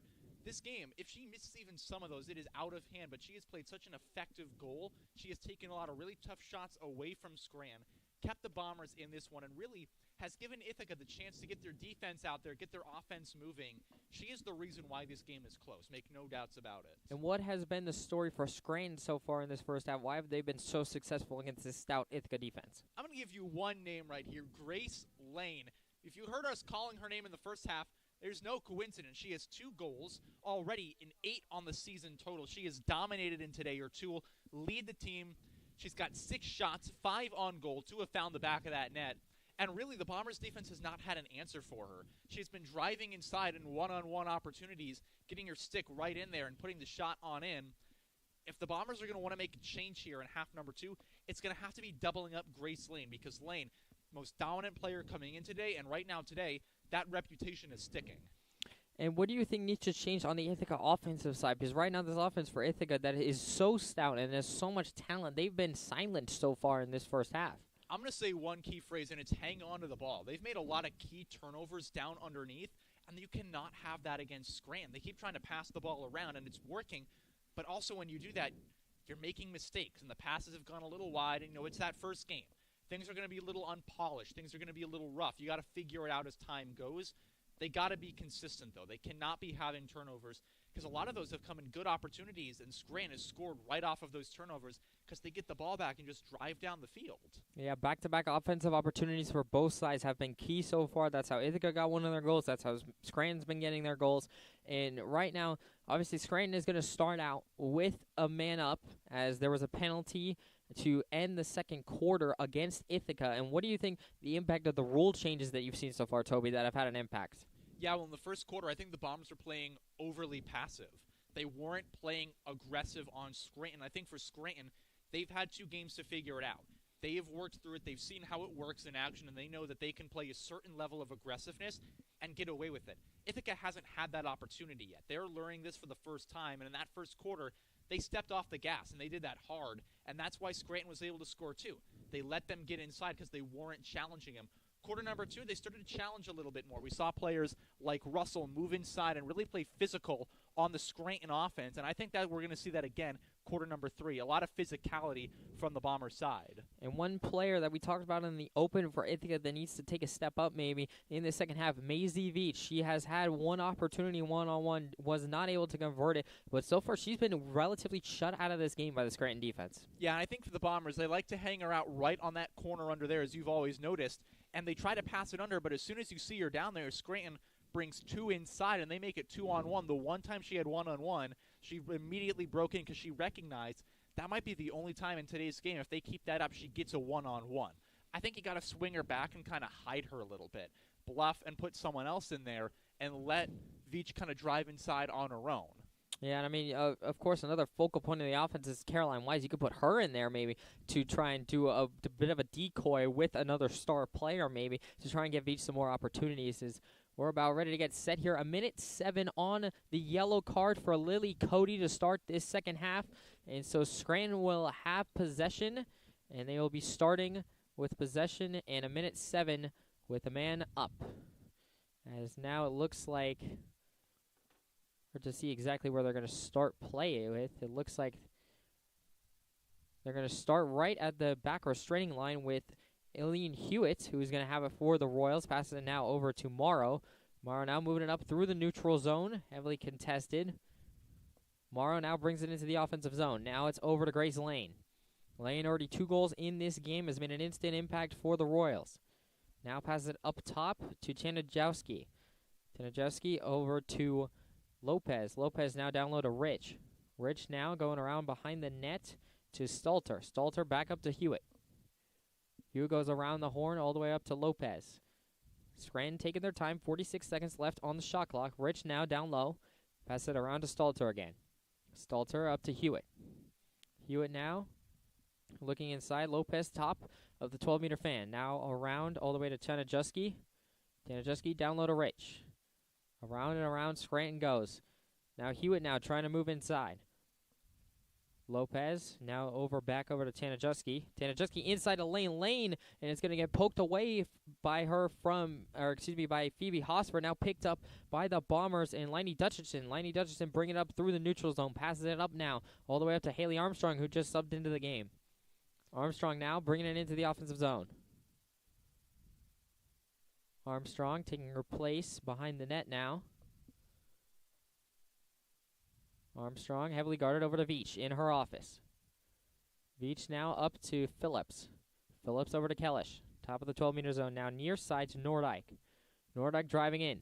Looking to try to pass it to a cutting. It was Maddie Hall. Now Veach right in front of the crease. Veach takes a shot saved by Boldis. And Boldis will hold on to it there. Veach, another opportunity. She was guarded by a double team. However, she still got the shot off. Yeah, she tried to break away inside, and she nearly did. Just could not get that stick far enough in to get past the stick of Boldis. And now Karina Rucker now all the way up to Grace Lane, who's left alone. The Ithaca defense scrambling to get back. Lane all the way inside and has to hold it now. She almost got a one-on-one opportunity with Lexi Held there. That was a lucky break there for the Bombers that she did not get a scoring opportunity. They cannot be caught sleeping at the wheel. Now down low to Rich. Rich now trying to cut inside on Russell. Now inside the lane. Shoots, scores! A pass from Aaron Rutschel that went right into the stick of Grace Lane, cutting into the middle. And now it is 4-2 Royals with 12:37 left to go in the third quarter. Grace Lane, a hat trick already today. Her third goal of the afternoon. We talked about that during that halftime little bit. Bombers had to find a way to double team her and stop her from driving inside, but seas are parting for Grace Lane, and she just takes it and runs with it. Yeah, Grace Lane, if she hasn't been doubled already, she has to be doubled now. I don't think there's any way to beat around the bush right there, Toby. They have to double Grace Lane. She has been a problem for this Ithaca offense. They knew coming into this game that she was the leading scorer in the Landmark Conference, and she has kept that going today. Yeah, second two-goal lead for Scranton, and both have been powered by Grace Lane. She has just absolutely taken control in this contest, and the Ithaca defense does not have an answer seemingly right now for her. And that'll be Wise and Tanajuski back in the draw circle as the ref is now waiting. Ithaca needs to look to respond here and get back into this game. The second two-goal lead of the day for Scranton. Gets set, and now Wise is going to try and take it. It's contested a little bit, rolling around, picked up by Alexi Kellish now for the Bombers. Kellish now moving it into the offensive zone. Kellish passes it down over, looks like to Maddie Hall. Hall now near side, passes it over to Armstrong. Armstrong back to Hall now, behind the net. Armstrong all the way over to Veach. Veach immediately singled up, but the double team is ready and waiting if she moved inside. Nordike now, top of the 12-meter fan, cuts inside, pass to Veach right in front. Shot just went wide of the net of Boldis. That was another opportunity for Veach that just couldn't quite be executed. Bombers keep it going. Hall now trying to drive inside. Armstrong now, near side, passes it back to Hall. 44 seconds left on the shot clock for Ithaca. Nordike now around the horn to Wise. Wise making a move, cutting inside. Now looks to pass, and she will pass to Phillips. Just went over her head. Hall picks it up, shoots, scores! Maddie Hall, her second goal of the day, and that makes it a one-goal game again. It's 4-3 Royals. 11:35 left to go. Ithaca gets the answer they needed. And that high pass looked so dangerous initially, worked out in the Bombers' favor because Hall was wide open. Scranton was looking to the pass to take it away, and as soon as it got by the Royals, easy for Maddie Hall just to knock it in the net, and that's the kind of response Ithaca needed in this moment. And not to mention, I think really, we talked about it a little bit in the first half, Toby. Unsung heroes for the Bombers. It's not going to be Veach and Wise like it normally is for the Bombers that are going to get the goals. It's going to have to be players like Maddie Hall, Chloe Nordike, who are going to have to step up and keep the Bombers offensively in this game. Yeah, and that's exactly what Ithaca was looking for because Scranton's going to be watching those players. As you mentioned, you got to swing it out to the unsung players, and right there, that's how they're going to make Ithaca's statement known in this game, making plays like that. Absolutely, and Really, it's been Hall who's been leading the way for the Bombers. 2 goals on the day for her on 3 shots, 2 of those shots on goal. Wise and Tanajuski now back in the draw circle to face off once again. Wise now clean win for her, and now it'll be picked up by Kellish. Kellish now driving it all the way right in, and now she'll lose it for a second. It almost got picked up. There's going to be a foul called on Scranton, and so Kellish will have a free position shot in a pretty good position, actually. That's quickly turning it around for the Bombers. Now they get a free position, and as you mentioned, a good spot for her. They're trying to swing momentum quickly back in their way after Scranton seemingly had it coming out of the break. And Kellish now, it wasn't a free position shot, actually. She just got possession of the 12-meter fan. It was just outside of the 12-meter. Veach now behind the net, far side. Veach working it around, will now pass it up. It looks like to Wise. Wise now, cutting inside, pass it into the middle to Phillips. Phillips trying to spin around, shoots, and it's just wide right. However, the Bombers able to keep possession. 60 seconds left on the shot clock for the Bombers, trying to find a tying goal here. Kellish now near side. Will go up top to Armstrong. Armstrong over to Wise. Wise now feeds it down low to Veach. Veach shoots, and it's blocked by Boldis. She came out of the crease to get it. Boldis flipping it around, keeps possession, and a great stop there by her. Boldis made it harder on herself by coming out. She had to jump up to make that play. If she doesn't do that, even with that stick, it maybe gets around her and finds its way in. And now a loose pass there from Boldis. Boldis, a really deep lobbing pass. It looks like Wise is going to be able to pick it up. A turnover by the Royals. Wise now cutting inside. She's going to cut all the way in, and there's going to be a foul called on Scranton. And this time, for sure, it will be a free position shot for the Bombers. Yeah, and that's a huge break for Ithaca. Deep pass does not work out from Boldis, and now you get a free position and a really good spot to really challenge Lauren Boldis down and in. Not to mention with one of the best offensive scorers on the Bombers team in Caroline Wise. Wise now is going to wait for the referee. Wise now is going to take a shoot, score! Wise, snipe shot into the bottom right corner of the goal, and she answers and finds the tie. It's 4-4 now, Ithaca and Scranton. 10:08 left in the third quarter. What kind of dressing do you like, Alex? Because that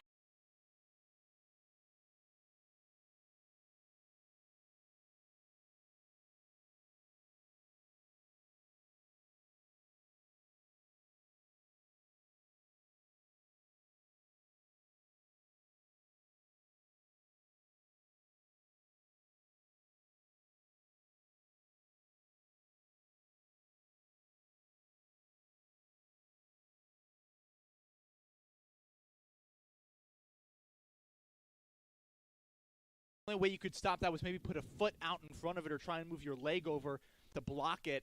Could not, and that's the perfect shot the Bombers needed in that instant to get back in this game. And you kind of hear them getting back to life after that. Now they're feeling themselves. They know what they need to do. They have changed up how they play, and it's be more aggressive. And the crowd now is starting to get back into it here for the Bombers. They've been quiet for most of this one, and they're starting to come alive here in the second half. It'll be Wise once again in the draw circle. It looks like Tanajuski as well. And now the Wade and Wise contested for it. They're still fighting with it. It actually looks like Hewitt is in there now. So Hewitt was the one taking the draw with Wise, and it looks like it's going to go Scranton's way as they're going to be able to pick it back up again. Hewitt now driving it all the way inside. Hewitt driving all the way around into the 8-meter fan almost, decides to back out. Tanajuski now waits for the rest of her teammates to come across the restraining line.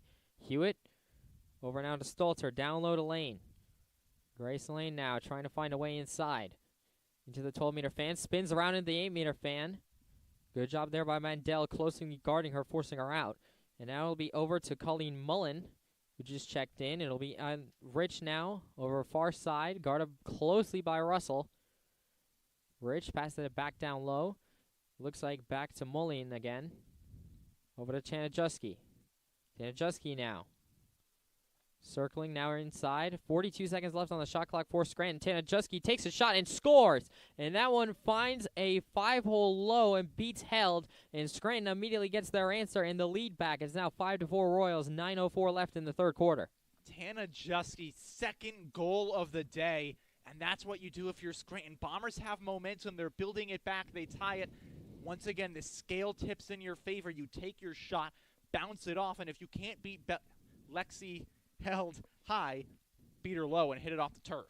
Yeah, now it seems almost like a seesaw, back and forth. Now these two teams go after Scranton started out so hot. Bombers have answered, and now Scranton and Ithaca trading punches right now in this second half. These are teams that do that historically. You look back at the last matchup, Scranton had a 4-1 lead, and in fact it took a 7-goal run by the Bombers to secure a 12-8 victory on the road last time.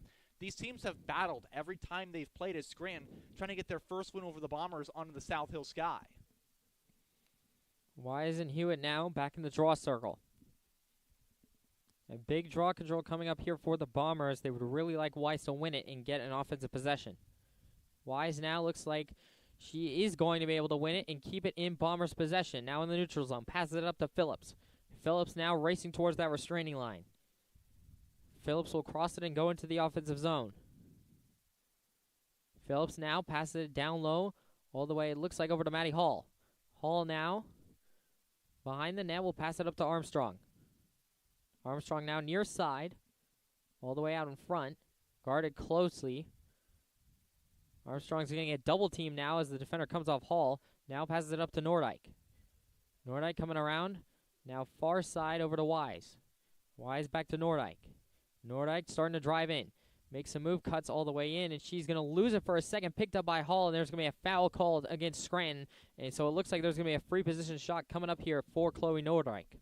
Yeah, and for Nordyke, it's going to be a somewhat good position. It looks like she'll take it from right around directly in front of Boldus, and the Bombers have taken advantage already here in half number 2 of those shots.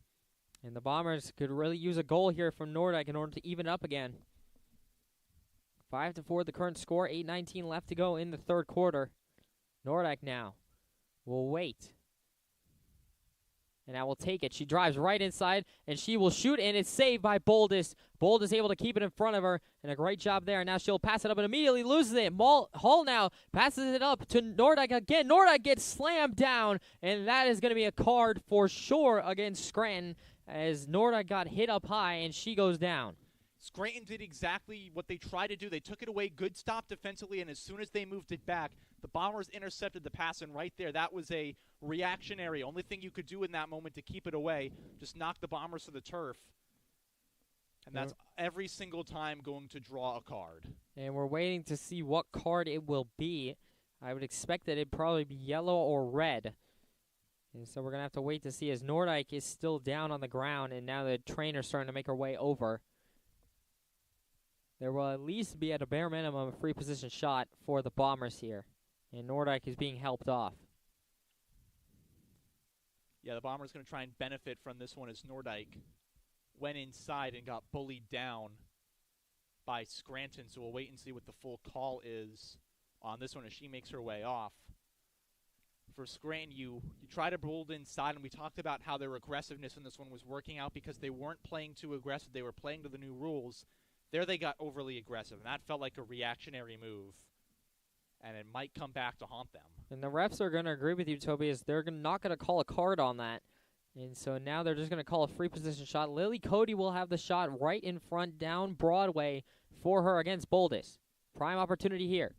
Cody now will take it, shoots, and scores! She bounces it in past Boldus, and she just tied the game again. We're back all even, 5-5, 8:04 left to go in the third. Physicality did not pay off for Scranton there. Cody breaks inside. She gets her shot, and she takes it, and now ties it back up. Call and response where we are, and that's the exact move the Bombers wanted to make right then, a statement goal. Like I said before, Toby, these teams are trading punches right now, trading goals, each one going back and forth, each one getting a goal, and then the other one answers. 8:04 left to go in the third. We'll see if either side can break away here in this third quarter and maybe get a multi-goal lead. Yeah, this is the kind of contest you look for, and now with momentum swinging, it's whoever captures that and runs away with it that often proves the difference maker in these kind of games. It'll be Wise, and now Scranton's up to go back to Tinajuski to face her in the draw circle here.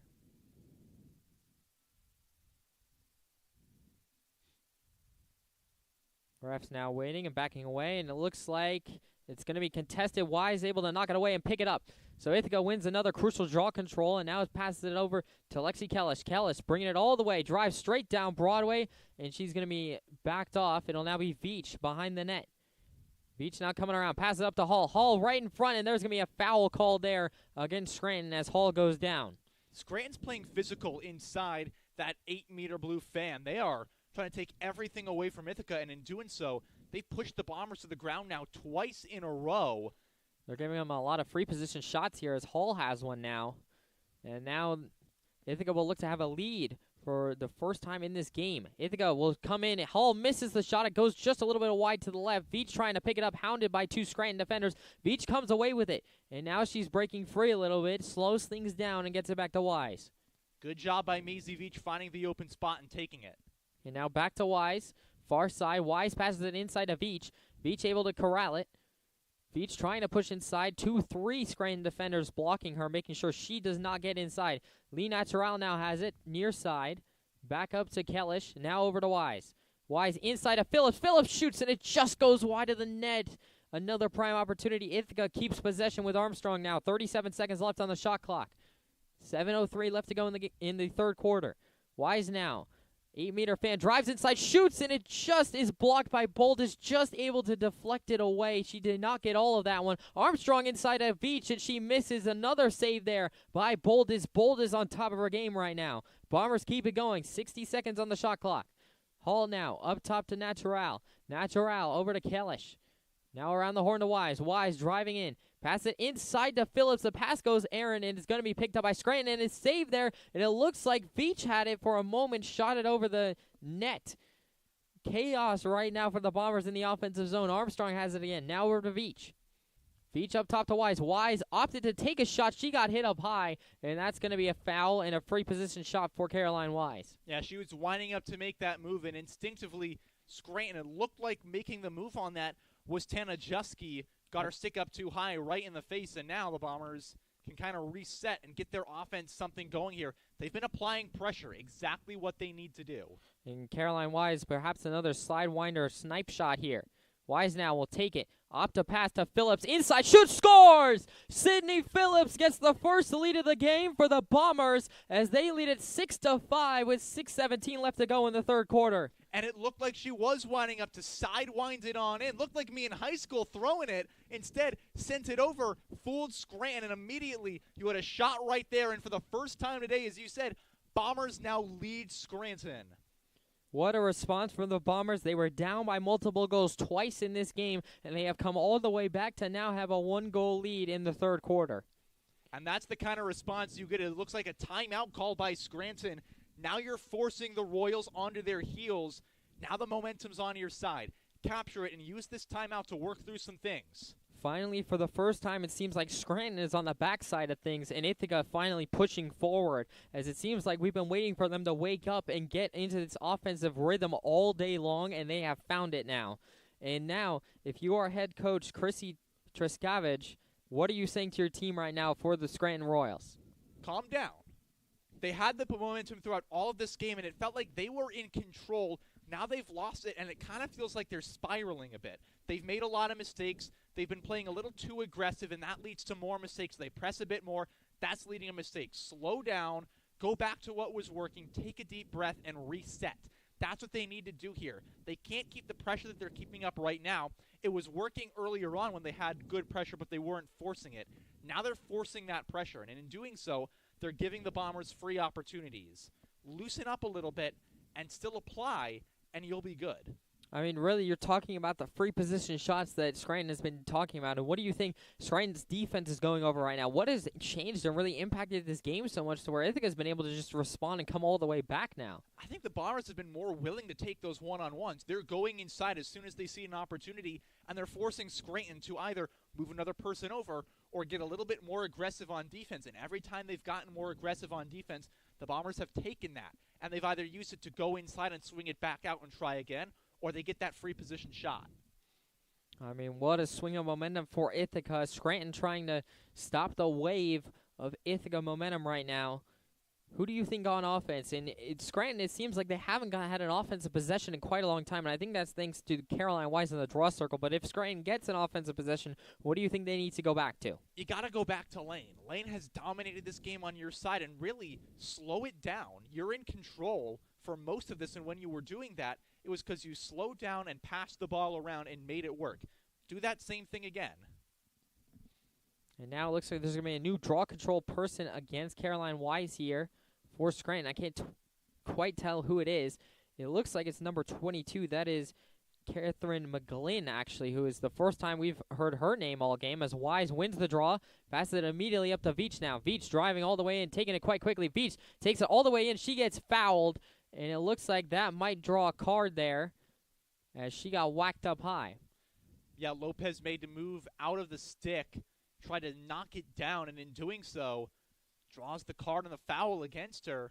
And now this is the first time that Maisie Veach has had a free position shot for the first time this season. Maisie Veach, free position shot. She dominated in these last year. Her opportunity now as she will take it. Shot, score! Maisie Veach, the first free position shot, results in the first goal of her season. And the Bombers, the first time today, have a multi-goal lead. It's 7-5 Bombers, 5:59 left to go in the third quarter. The Bombers' leader in goals last season does it for the first time today. And exactly what you can't do if you're Scranton. Leave Maisie Veach in a free position shot while down. Now you're down by 2. You got to do what Ithaca did down by 2.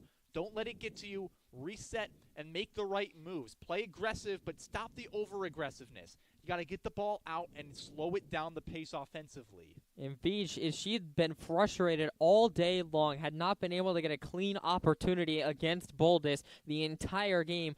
Finally gets a free position shot thanks to the foul by Scranton, and she takes full advantage and gets the goal. And look at the looseness of Ithaca after that goal. They were celebrating. They're happy. They're loose in this situation. They're now feeling themselves. They know that they are in control. They can't let that go to their heads, though. They got to stay on top of this game. Absolutely. They still control their own destiny here. 6 minutes left to go in the third quarter. 7-5 the score. Ithaca leads. Wise, it'll be once again McGlynn back in the draw circle. And now this time, finally, Scranton gets an offensive possession as it'll be Aaron Rich carrying it into the offensive zone.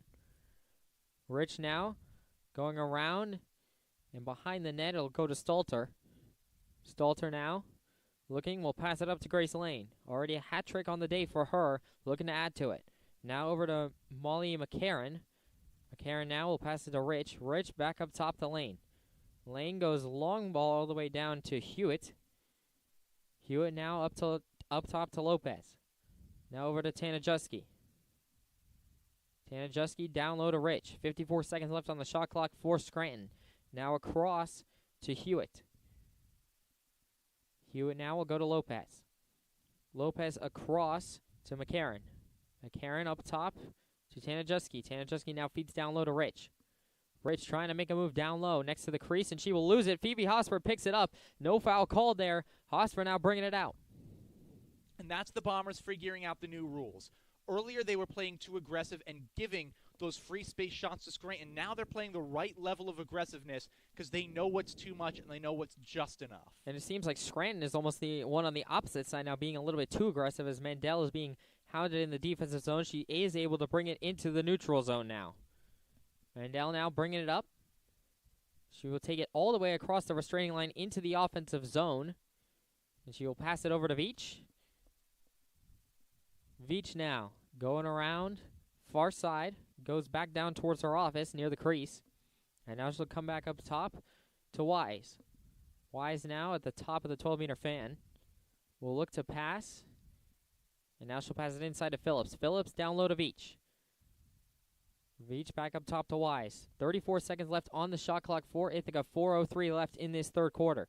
Chloe Nordyke now driving in. Passes it over to Phillips, and it goes wide.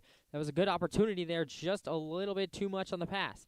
Veach now able to keep possession. 20 seconds left on the shot clock for Ithaca. Wise now over to Kellish. 15 seconds on the shot clock. Ithaca has to get off a shot. Kellish now is being hounded by 3 defenders. They're not letting her in. Wise now over to Phillips. Phillips trying to get in, and there's going to be a foul called. I think it's going to be shooting space on Scranton. And so it looks like it'll be a free position shot for Sydney Phillips here with 3:38 left to go in the game and 7 seconds on the shot clock for the Bombers. And now you're giving Ithaca a chance to set up a shot with 7 seconds. Before, they were going to have to wing it out quickly. Now they can take their time. Not to mention an opportunity for Ithaca to get a 3-goal lead here. This would be largely by either side. Phillips shoots it, scores! Finds the top left corner. Snipe show with all the mustard on it. And she gets the goal to go. And now Ithaca a 3-goal lead, 8-5 with 3:37 left to go. Mustard, olive oil, pair that with some rigatoni, some penne. Beautiful, bravissimo.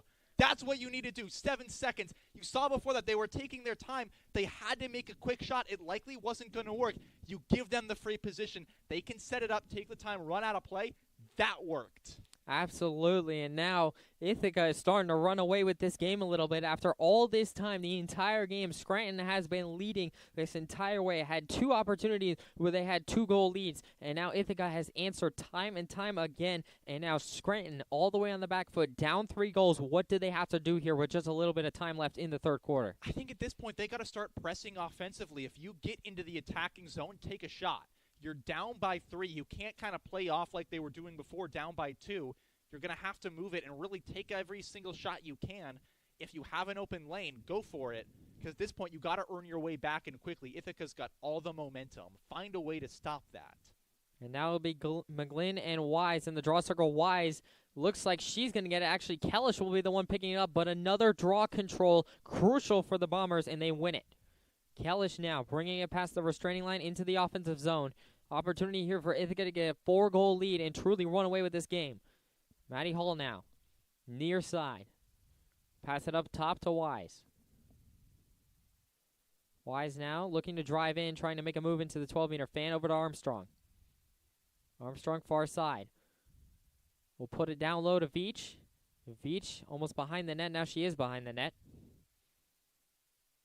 Veach now driving all the way around, trying to do an encircling move. A pass to Phillips is knocked away. Good job there by Tanajuski to intercept that one. And now Scranton bringing it out.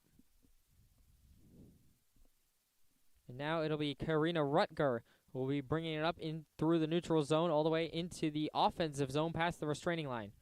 Rutger now will pass it off to McCarran. McCarran passes it back over to Lopez. Lopez now over to Lane. Lane now one-on-one with Mandel. Almost isolated. Lane beats Mandel and shoots, and it goes wide. And so Rich will be the closest one to it, so Scranton will be able to keep possession. 53 seconds left to go on the shot clock. 2:14 left to go in the third quarter. Now over to Tanajuski, or excuse me, Hewitt. Hewitt now up top to Lopez. Down all the way near side to Lane. Lane once again, one-on-one on Mandel. They're isolating her. Lane beats her almost, gets into the middle. Some help comes across from Kellish, and now she's forced out and passed over to Lopez.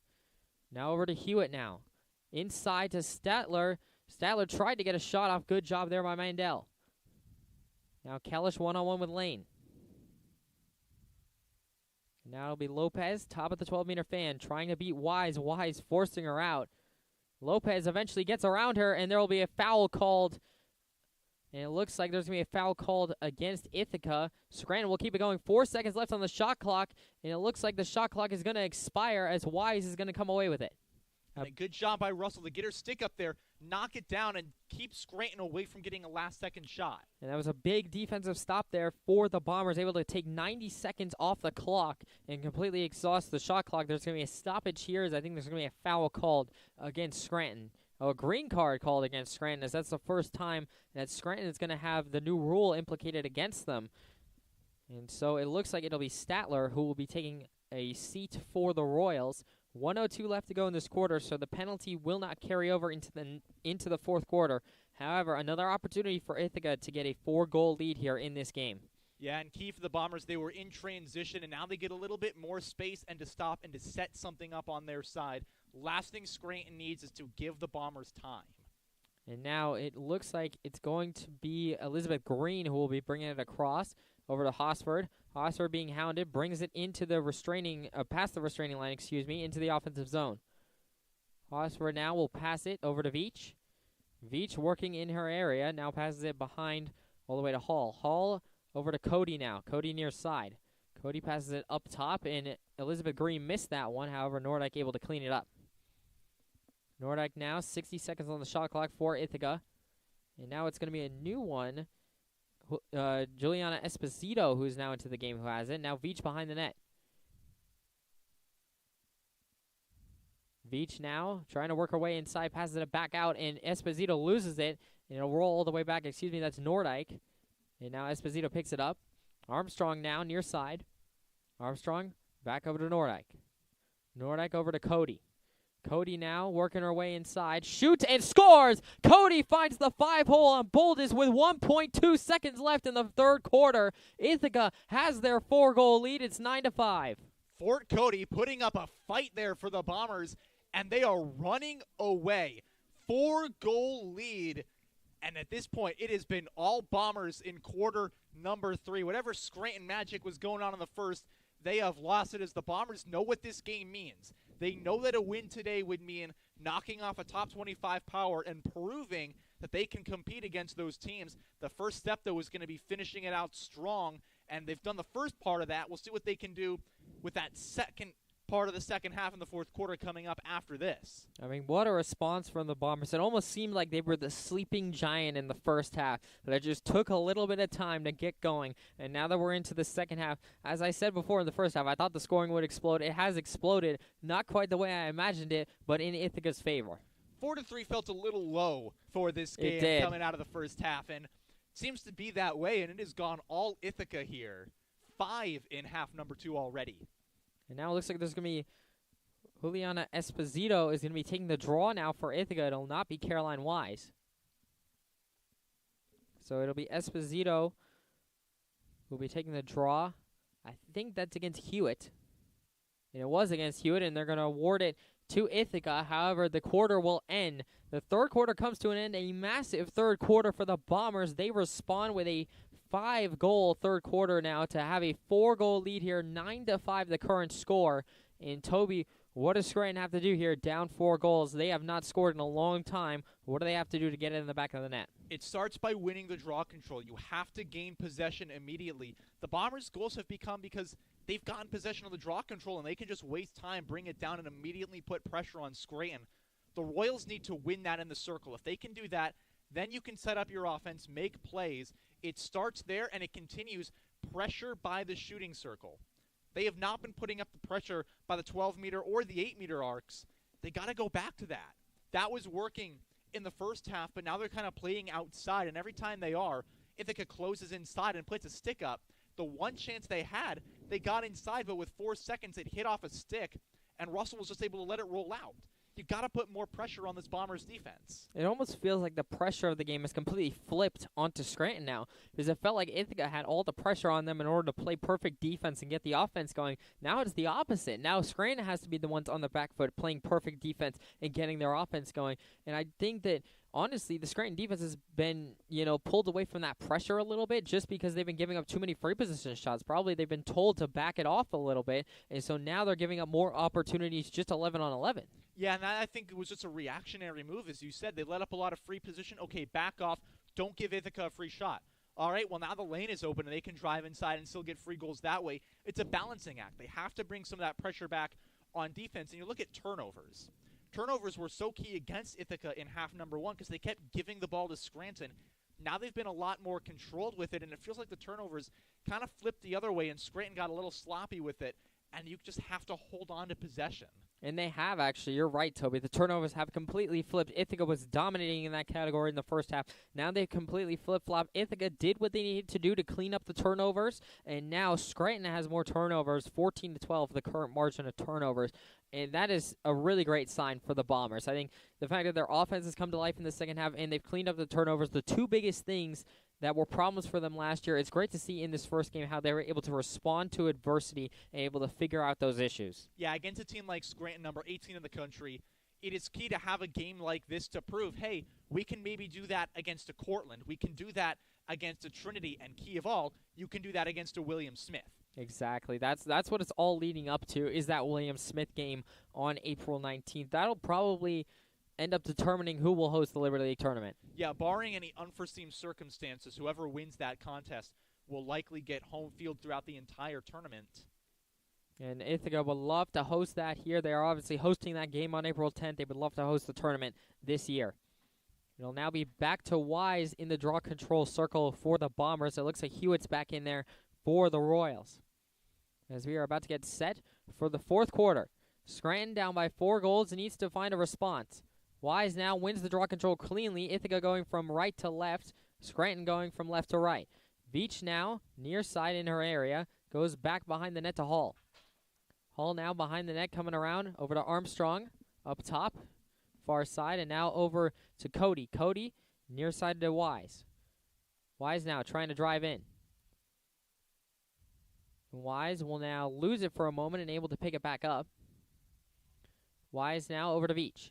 Veach inside to Phillips. Phillips shoots and she scores! A great pass there by Maisie Veach, able to find Sydney Phillips, and she makes it a 5-goal game. It's 10-5 Ithaca, 14:25 left to go in the fourth. Looked like a wide open field in there. You could set up a farm in there. All the space in the world. We talked about it. You have to win the draw controls if you're Scranton. They lose the first one, and immediately it pays off against them. And also, you cannot leave a space that wide open in the middle for the Bombers to run inside on.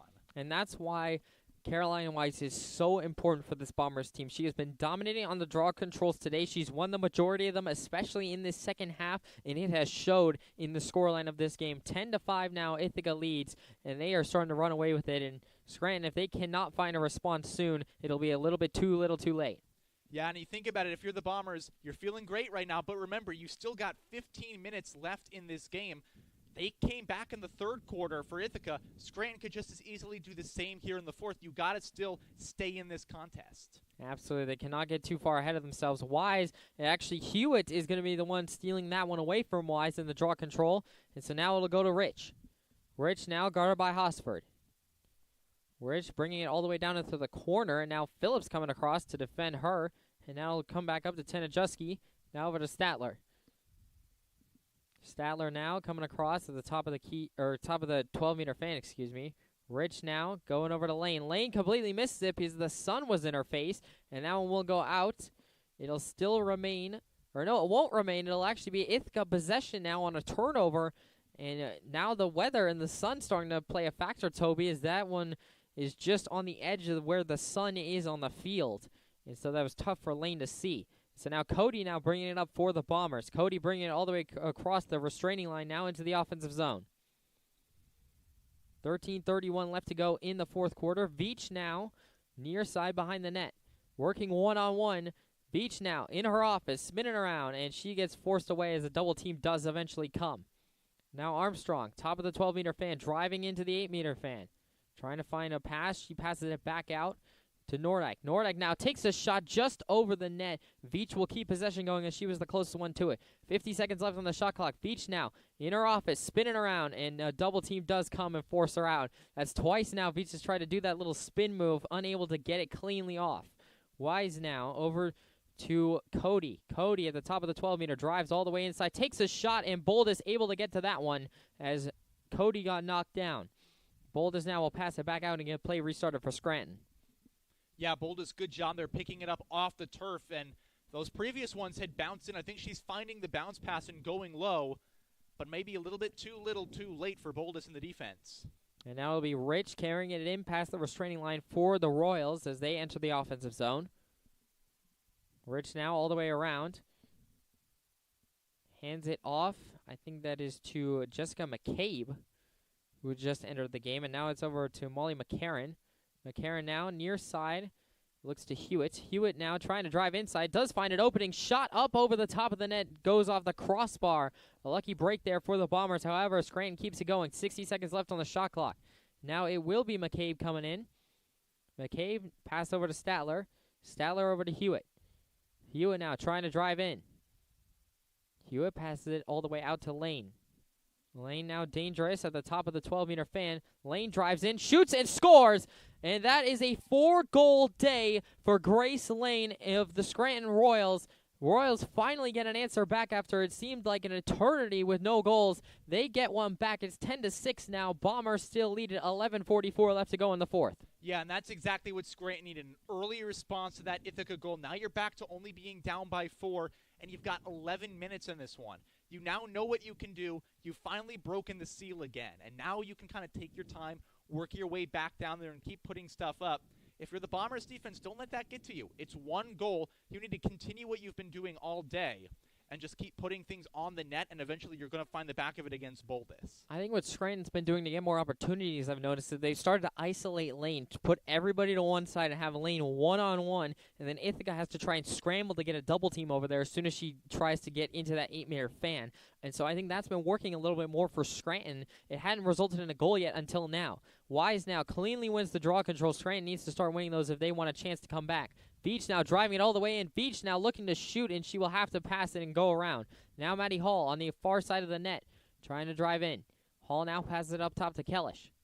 Kellish now trying to drive inside. Kellish loses it, and there will be a foul called on Scranton. I thought she did get hit up high, and she did. So there will be a free position shot for Lexi Kellish now, right down Broadway in the center of the 8-meter fan. So this is a prime scoring opportunity for Ithaca to get their 5-goal lead right back. Kellish now will take it. She will drive and shoot and score. She went 5-hole again. Another low goal for the Bombers. However, it still counts. 11-6 the score. Bombers are still keeping Scranton at bay. It's 11:22 left to go in the fourth. Call and response. That's what the Bombers needed to do in that situation to show Scranton they're still in this one and take any momentum the Royals had away. You let up a goal, you immediately win the draw control, drive inside, get a goal. And this is the kind of response that the Bombers wanted to see in the second half. Another 5-goal lead for them, and it almost seems like Scranton is running out of time to make something happen. And Scranton, it all starts in the draw control for Scranton. Scranton has not been able to beat Wise today. Wise has been, for the most part, untouchable in terms of winning it cleanly against Scranton players. I think they went back to Tanajuski right now against Wise. Tanajuski against Wise for the draw. Wise now competing for it. Looks like Wise, it's still bouncing around.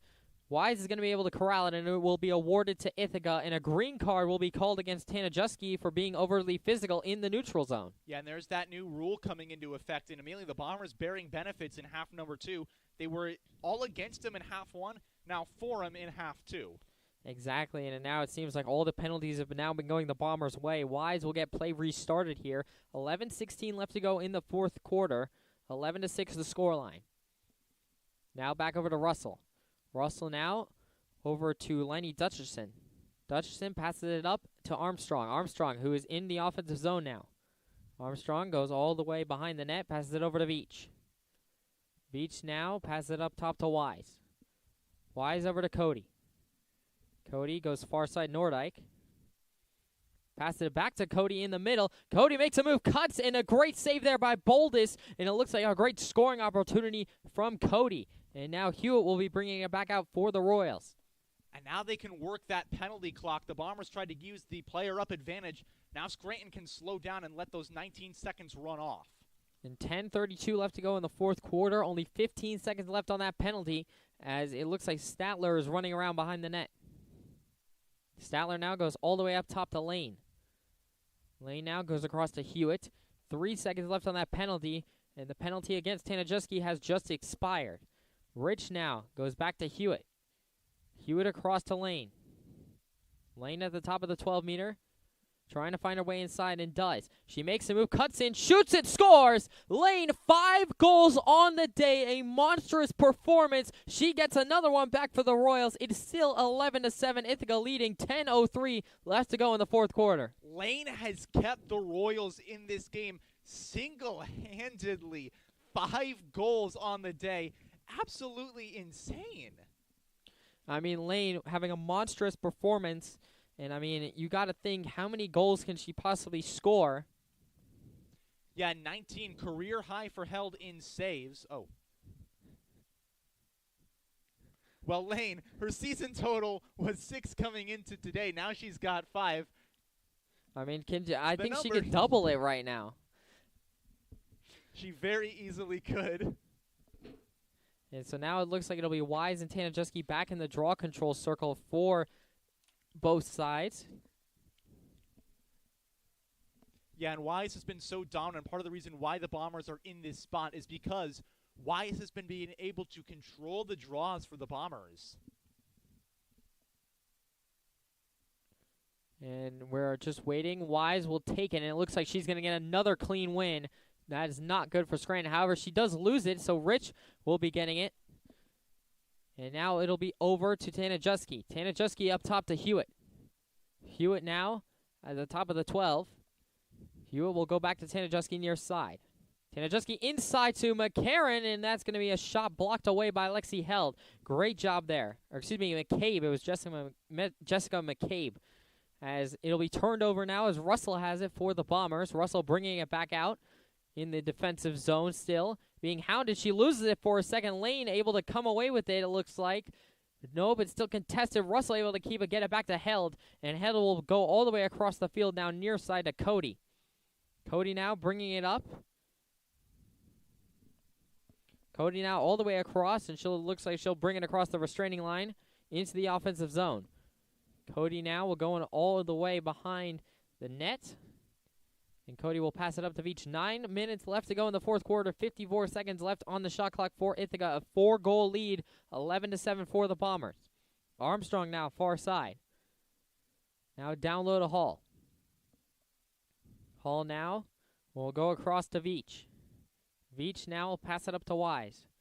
Wise now goes up top to Cody. Cody now over to Nordyke. Nordyke now cutting it back into the 12-meter fan. Now cuts back inside, shot, and it looks like it goes in. It did! That is a goal for Chloe Nordyke, and that gives the Bombers their 5-goal lead back. It's 12-7 Bombers, 8:31 left to go in the fourth. Lauren Boldus tried to find it, but it just snuck away past her. And you feel like right now, where the sun is positioned, it's kind of coming around that side.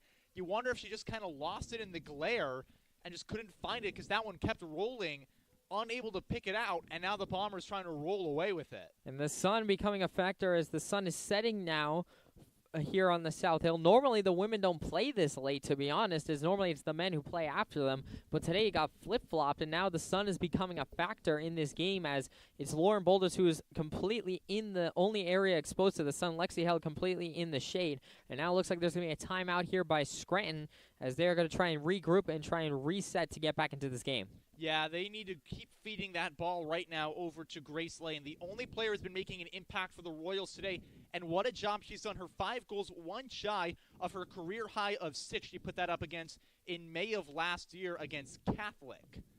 Trying to find that margin here again. She's only 1 away from that mark.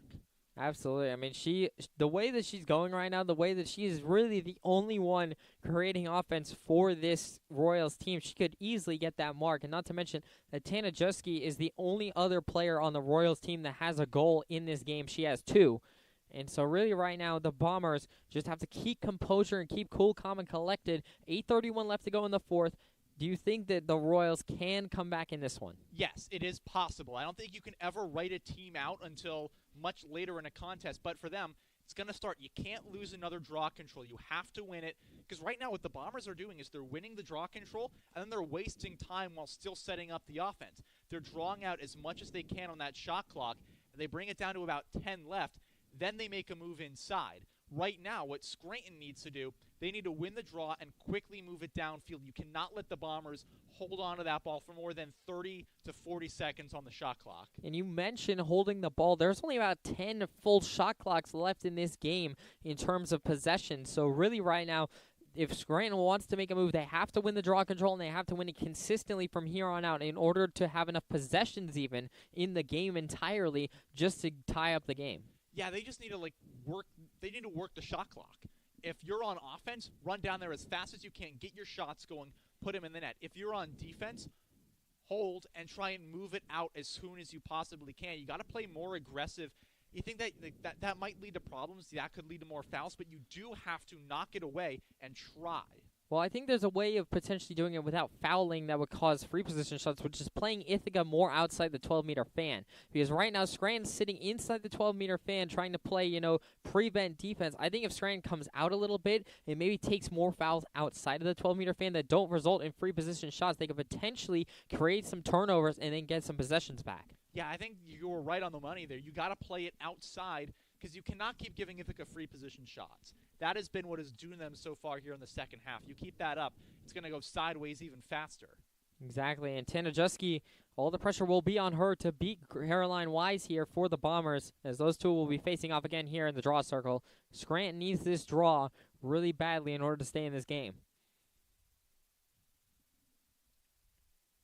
We're waiting for the draw to get set up.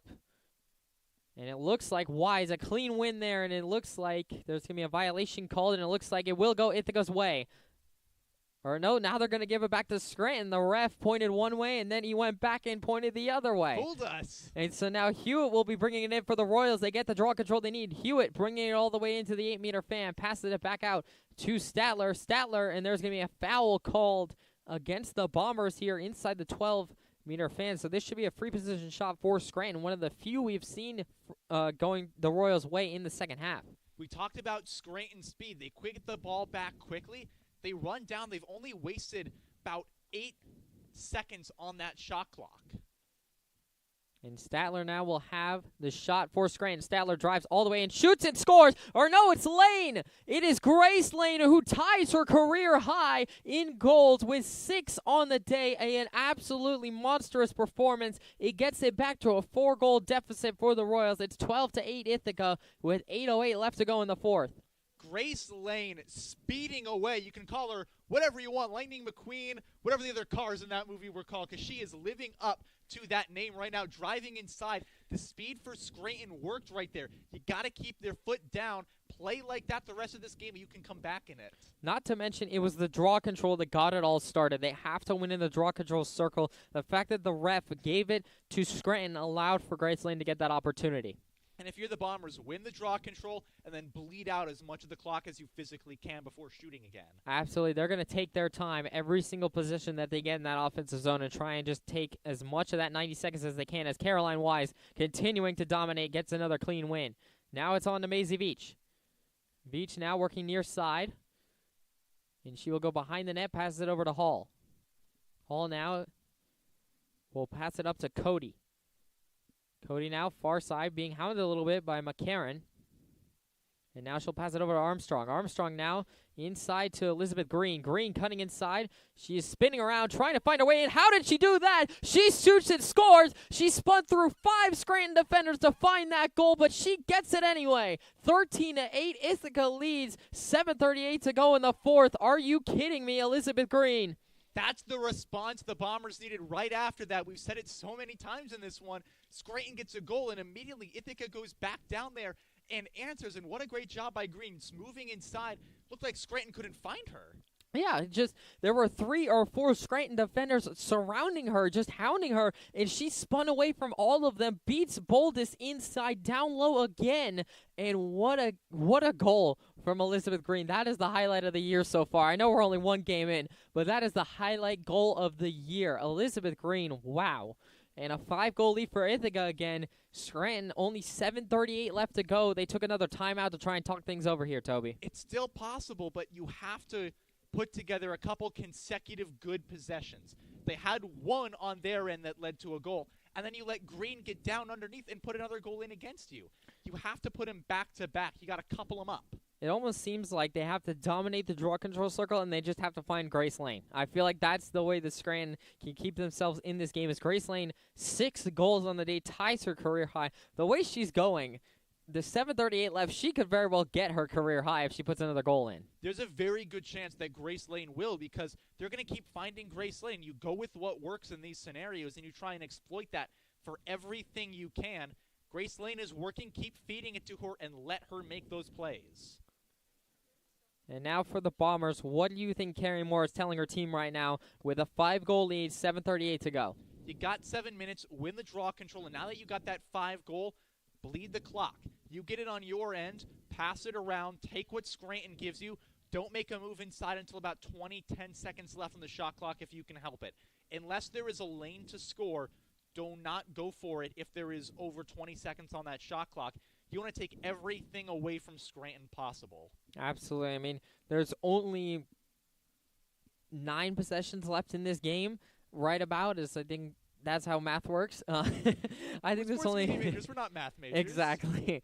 I think there's only 9 full possessions left in this game. So if Scranton wants to make something happen, it has to happen in the draw circle first. That's where it all starts.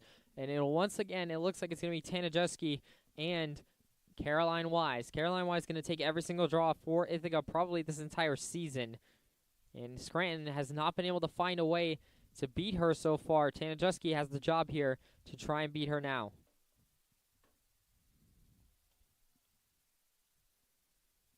Wise now will wait. And it looks like Scranton might be able to get it. Green is fighting for it, and she's going to get knocked around. It's still contested, and eventually, finally, Liney Dutcherson able to come up with it for the Bombers. Passes it back to Lexi Held. Held is now going to go up to Maggie Mandel. Mandel up to Cody. Cody now in the neutral zone, trying to bring it across. Cody now bringing it up into the offensive zone. 76 seconds left to go in the shot clock. 7:13 left to go in the game. Maddie Hall now down low. Across to Veach. Veach now beats one defender inside. Passes it inside to Green. Green cannot get a shot away. And it looks like there's going to be a foul called against Scranton. So a free position shot here coming for Elizabeth Green. And she had a real good opportunity there. Yeah, the last thing Scranton wants right here is for Green to connect on a free position. If you do, that might be the nail in the coffin. You got to stop her here. And if you're the Bombers, don't be afraid to take your time. And Green now.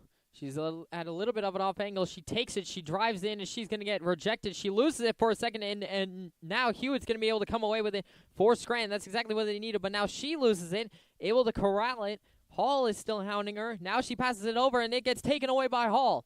Hall now for the Bombers. Over to Nordyke. Nordyke now is going to slow down, take things slow, and go behind the net. She's being double-teamed right now, up to Hall. Over to Cody now, top of the 12-meter fan, over to Green.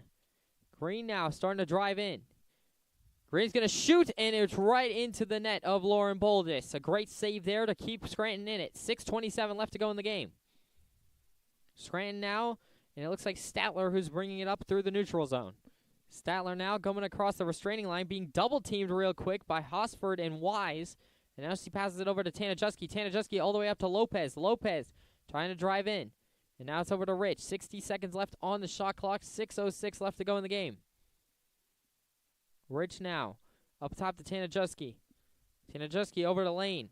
Lane trying to get her career high in goals right here. Lane will find Tanajuski. Tanajuski loses it, and it's going to be battled around. Hosford picks it up, and there's going to be a foul called on Scranton, and Ithaca will be awarded possession. Yeah, you're opening the lane now for the Bombers, and you've got all those 88 seconds in the shot clock, and you're starting back on your own end. And you're going to see it from Held here. Take your time. Exactly. Held is going to take her time and make sure that she gets the pass that she wants. She passes it to Russell. Russell loses it for a second, and now she's battling with Rich. Rich now, and there's going to be a foul called on Russell. And so Rich will maintain possession for Scranton. 90 seconds back on the shot clock for Scranton. 5:20 left to go in this one.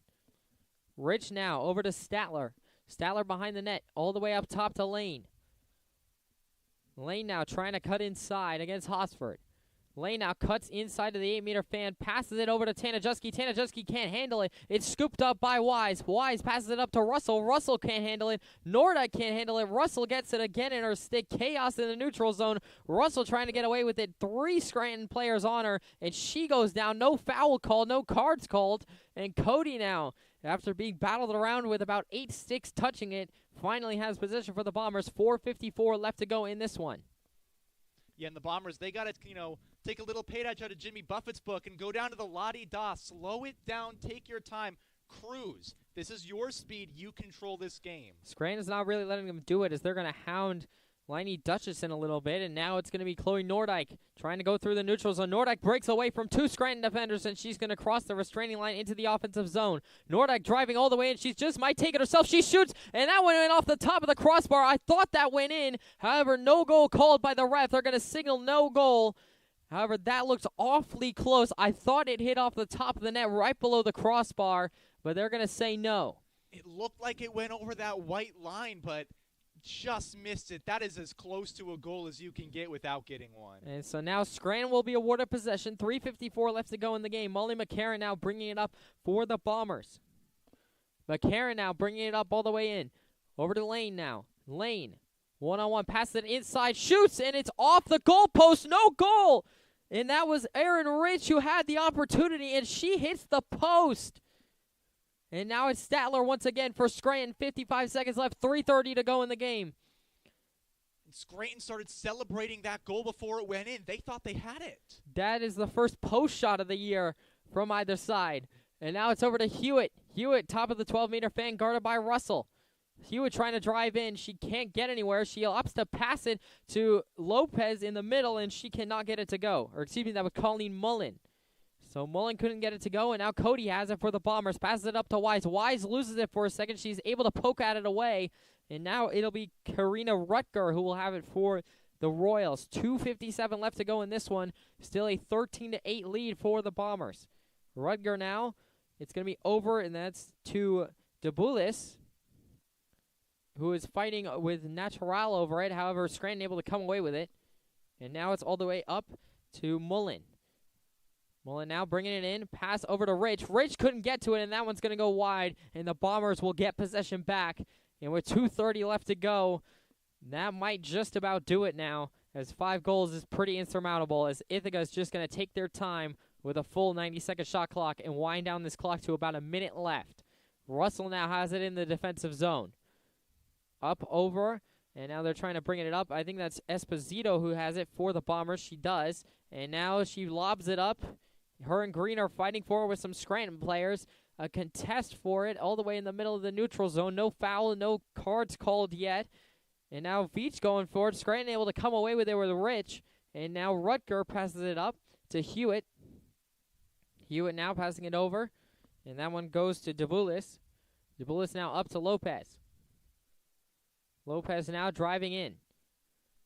Lopez got it knocked out of her stick by Russell. Russell comes away with it for the Bombers, and she will bring it into the neutral zone. 1:38 left to go in this one. Russell now bringing it all the way across the restraining line. And now she will just get double-teamed a little bit here, but she will pass it to Veach. 1:26 left to go in the game, and Ithaca with the 75-second shot clock can pretty much end it. A shot there goes wide and is blocked by Boldis, and so Scranton will retain possession. And now Mullen bringing it up into the neutral zone. Now over to Statler.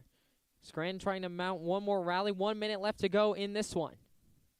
Statler now will bring it inside. She will pass it over to Lane. Lane shoots. She scores. That's her career high. 7 goals for Grace Lane today. And that is a career high. 59.5 seconds left to go in the fourth quarter. It may not change the result of this one, but a career high for Grace Lane. It is 13-9 now. Ithaca still leads. Grace Lane deserves an MVP award for what she's done today.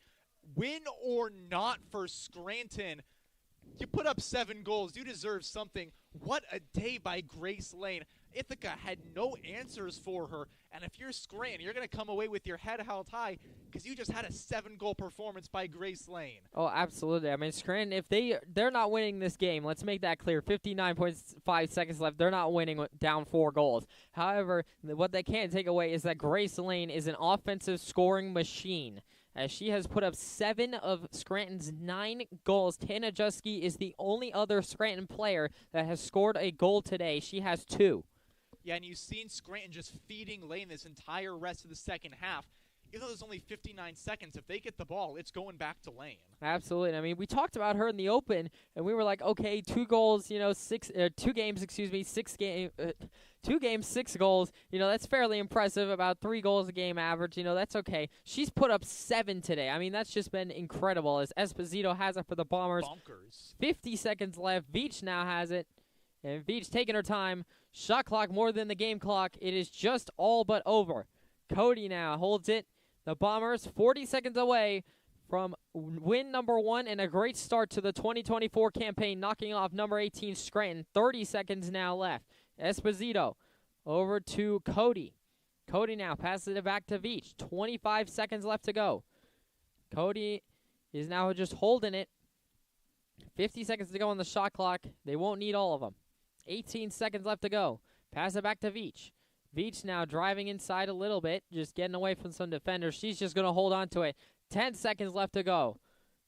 7, 6, 5, 4, 3, 2, 1. And as the horn sounds, the Bombers claim win number 1 of the 2024 campaign as they crowd Lexi Held in an amazing performance. The offense came to life in the second half, and Ithaca knocks off number 18 Scranton to start the year, and that will certainly send shockwaves through the D3 rankings. Yeah, down go the Royals, and the Bombers were hungry coming into this one. They wanted a win more than anything over this top-ranked team.